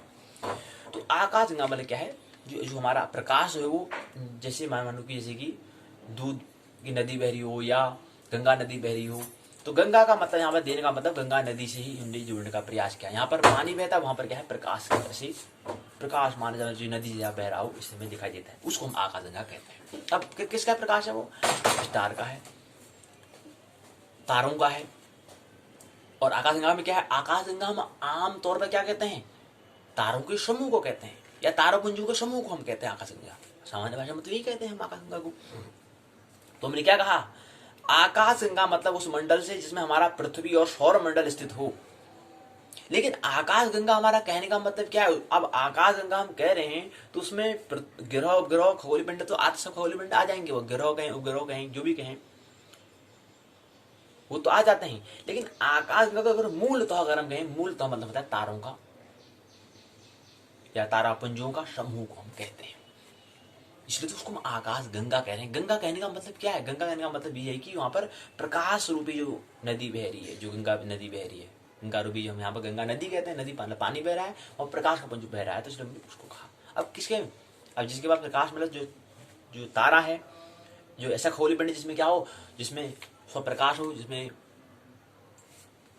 जो प्रकाशमान हो, उसको तो हम कहते हैं। तो इसलिए जो मुख्य क्या है, तारों के कारण ही वहां पर हमें वो उजाला हमें दिखाई दे रहा है, वो बहता हुआ दृश्य हमें दिखाई दे रहा है, इसलिए इसको हमने आकाश गंगा कहा। तो मूल तो हम तारा पुंजों के समूह को हम आकाश गंगा कहते हैं, मिल्की वे कहते हैं, गैलेक्सी कहते हैं, वो अलग अलग बात है। तो निहारिका क्या है? आकाश में स्थित निहारवत तारों के पुंज को निहारिका कहते हैं। कहें कि निहारिकाओं से ही क्या बनता है, आकाश गंगा बनती है। निहारिका मतलब निहारना से ही निहारिका बना है, नेबुलाज बना है, नेबुलाज। तो नेबुला का मतलब क्या था, आकाश में स्थित निहारवत तारों के पुंजों को हम कहते हैं। हमने कहा कि तारों इनकी निहारिकाओं नेबुलाज के समूह को ही हम क्या कहते हैं, आकाश गंगा कहते हैं। तो कोई अनुचित नहीं होगा। क्यों? क्योंकि निहारिका का मतलब क्या होता है, नेबुलाज का मतलब होता है कि जहां पर तारों के पुंज क्या हो, जहां पर तारों का पुंज मतलब समूह जहां पर हो, पुंज छवि जहां पर हो, जिसकी छवि हमें दिखाई दे रही हो तारों का, तो वो क्या कहलाता है, निहारिका कहलाता है। तो नेबुला से क्या बनता है, आकाशगंगा अर्थात मिल्की वे अर्थात गैलेक्सी दुग्ध मेखला बनता है। तो हमने अब आने पहली इकाई में यही समझे कि आकाशगंगा क्या है और निहारिका क्या है। ये हम पहले इकाई में हमें यही समझना है। तो संक्षिप्त में आज हम यही समझें कि आकाशगंगा और निहारिका जो पहली इकाई दी है, तो उसमें आकाशगंगा का मतलब होता है, आकाशगंगा जो शब्द दिया है, जिन मित्र ने दिया है उनने यही समझ के दिया है कि इसमें क्या है, इसमें उनको ये दृष्टि देने का प्रयास किया है कि कभी यहां से उठ के अंतरिक्ष में भी जाओ, तो जाओगे तो तुम्हें वहां जैसे यहाँ पर नदी बहती हुई दिखाई देती है, गंगा नदी या कोई भी नदी दिखती है, ऐसे ही वहां पर ये जो तारों का पुंज, जो तारों के समूह जो ऐसे दिखेंगे मानो नदी जैसे बह रहे हो, इतना प्रकाशमान, इतना ब्रह्मांड। और जो हम कह रहे हैं कि आकाशगंगा वो ब्रह्मांड का हिस्सा है, एक ब्रह्मांड का। और ये आकाश गंगा के अंतर्गत क्या आता है, सौर और मंडल आता है, सोलर सिस्टम आता है, सौर परिवार आता है। और सौर परिवार हम किसे कहते हैं, जिसमें ग्रह होंगे, उपग्रह होंगे और तारा होगा, उसको हम सौर मंडल कहते हैं, सोलर सिस्टम कहते हैं। तो हमने ये देखा, थोड़ा इसमें और कल हम बात कर लेंगे। अब जैसे प्रश्न पूछा था कि आकाश गंगा को परिभाषित करो, आकाश गंगा को परिभाषित करो और उसका स्वरूप पर क्या करो, प्रकाश डालो। पहला प्रश्न ये पूछा था। और दूसरा प्रश्न पूछा है निहारिका को परिभाषित करो, निहारिका की डेफिनेशन बताओ, नेबुलास की परिभाषा बताओ, क्या होता है इसका मतलब, इसकी परिभाषा क्या है, और उसके स्वरूप का वर्णन करो, उसका नेचर का व्याख्या करो, एक्सप्लेन करो, डिटेल से बताओ, व्याख्या करो। तो दो प्रश्न पूछे गए थे। अगर हमको और भी इसको अच्छे से समझना है, देखो ना, यहाँ पर मैं उत्तराखंड मुक्त विश्वविद्यालय में हमें खगोल को, हम किसको समझ रहे हैं, आकाश गंगा को समझ रहे हैं, नेबुलास को हम समझ रहे हैं। ये क्या है, ये ब्रह्मांड के अंतर्गत हम खगोल को जहाँ समझे, मतलब ब्रह्मांड को समझने का एक हिस्सा, जहाँ पर हम खगोलिक पिंड को जहाँ समझते हैं, खगोलिक पिंड का जहाँ पर अध्ययन किया जाता है, उसको हम खगोल कहते हैं, उसको एस्ट्रोनॉमी कहते हैं। तो यहाँ पर केवल प्रथम स्नातक प्रथम वर्ष में एक खंड जिसके अंतर्गत हमें 6 इकाई दी गई हैं, वह क्या है, खगोल का हिस्सा है। और ज्योतिष में खगोल का हिस्सा अर्थात हम मूल तो हम क्या है, ज्योतिष के तीसरे हिस्से की हम बात करते हैं। मतलब यहाँ पर जो हमारा उत्तराखंड मुक्त विश्वविद्यालय का जो पाठ्यक्रम है, वो ज्योतिष के तीसरे हिस्से अर्थात फलित ज्योतिष की बात करते हैं, अर्थात व्यक्ति पर क्या प्रभाव पड़ेगा उसकी बात करते हैं। और ज्योतिष के 3 हिस्से, सिद्धांत, तंत्र, सिद्धांत या तंत्र, और दूसरा संहिता, ये भी है। लेकिन ये किस में आता है, फिर सूर्य सिद्धांत वो सब किस में आता है, खगोल में आ जाता है, लेकिन वो भी क्या है, ज्योतिष का हिस्सा है। लेकिन पहले हमें क्या समझना है, पहले हमें जातक होरा या फलित ज्योतिष को हमें समझना है। हमें ज्यादा बहुत ब्रह्मांड को विस्तार से नहीं समझना है, क्योंकि ब्रह्मांड बहुत अनंत है।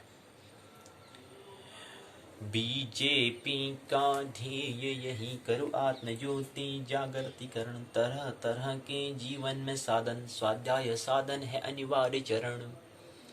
मानस तनु का ध्येय यही करो आत्मज्योति जागृतिकरण, तरह तरह के जीवन में साधन, स्वाध्याय साधन है अनिवार्य चरण। हमें स्वाध्याय करना है, हमें अपना मैं कहाँ पर हूँ, हमें धर्म अर्थात धर्म, स्वधर्म, धर्म का मतलब होता है जहां से प्रारंभ अपने से, मैं कहां पर हूं, अब अपना काम करना है। स्वाध्याय का मतलब भी वही होता है। तो हमें विस्तार से ब्रह्मांड को नहीं समझना है। एक ही आकाशगंगा को, ब्रह्मांड के एक ही आकाशगंगा को एक ही निहारिका से मिलकर जो आकाशगंगा बननी, जो हमारी मिल्की वे या गैलेक्सी मंदाकिनी जो बन रही है, उसको हम समझ लें तो हमारे पर्याप्त है। और इतना बड़ा समय भी नहीं है कि हम उसको ही समझने में समय दे दें। और अपने आप को समझ लिया तो सबको समझ लिया, अपने आप को नहीं समझा, स्वाध्याय नहीं करा, तो सब फिजूल होगा।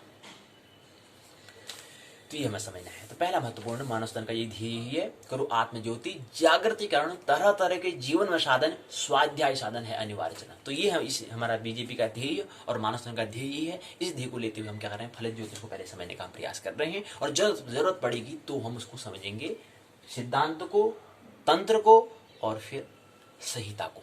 लेकिन अभी हमें क्या करना है, अभी हमें स्नातक 3 वर्ष का जो समय जो पाठ्यक्रम दिया गया है उत्तराखंड मुक्त विश्वविद्यालय के माध्यम के द्वारा, उसमें हमें केवल फलित ज्योतिष पर ज्यादा विस्तार से हमें समझना है। ये हमें ख्याल रहे, करेंगे ज्योतिष का हिस्सा है वो तो बात हम करेंगे, लेकिन अभी फिलहाल हमें क्या करना है, फलित ज्योतिष को हमें समझना है बस। वो अपनी बाकी रूपरेखा बना दी, उसको हम बात कर लेंगे।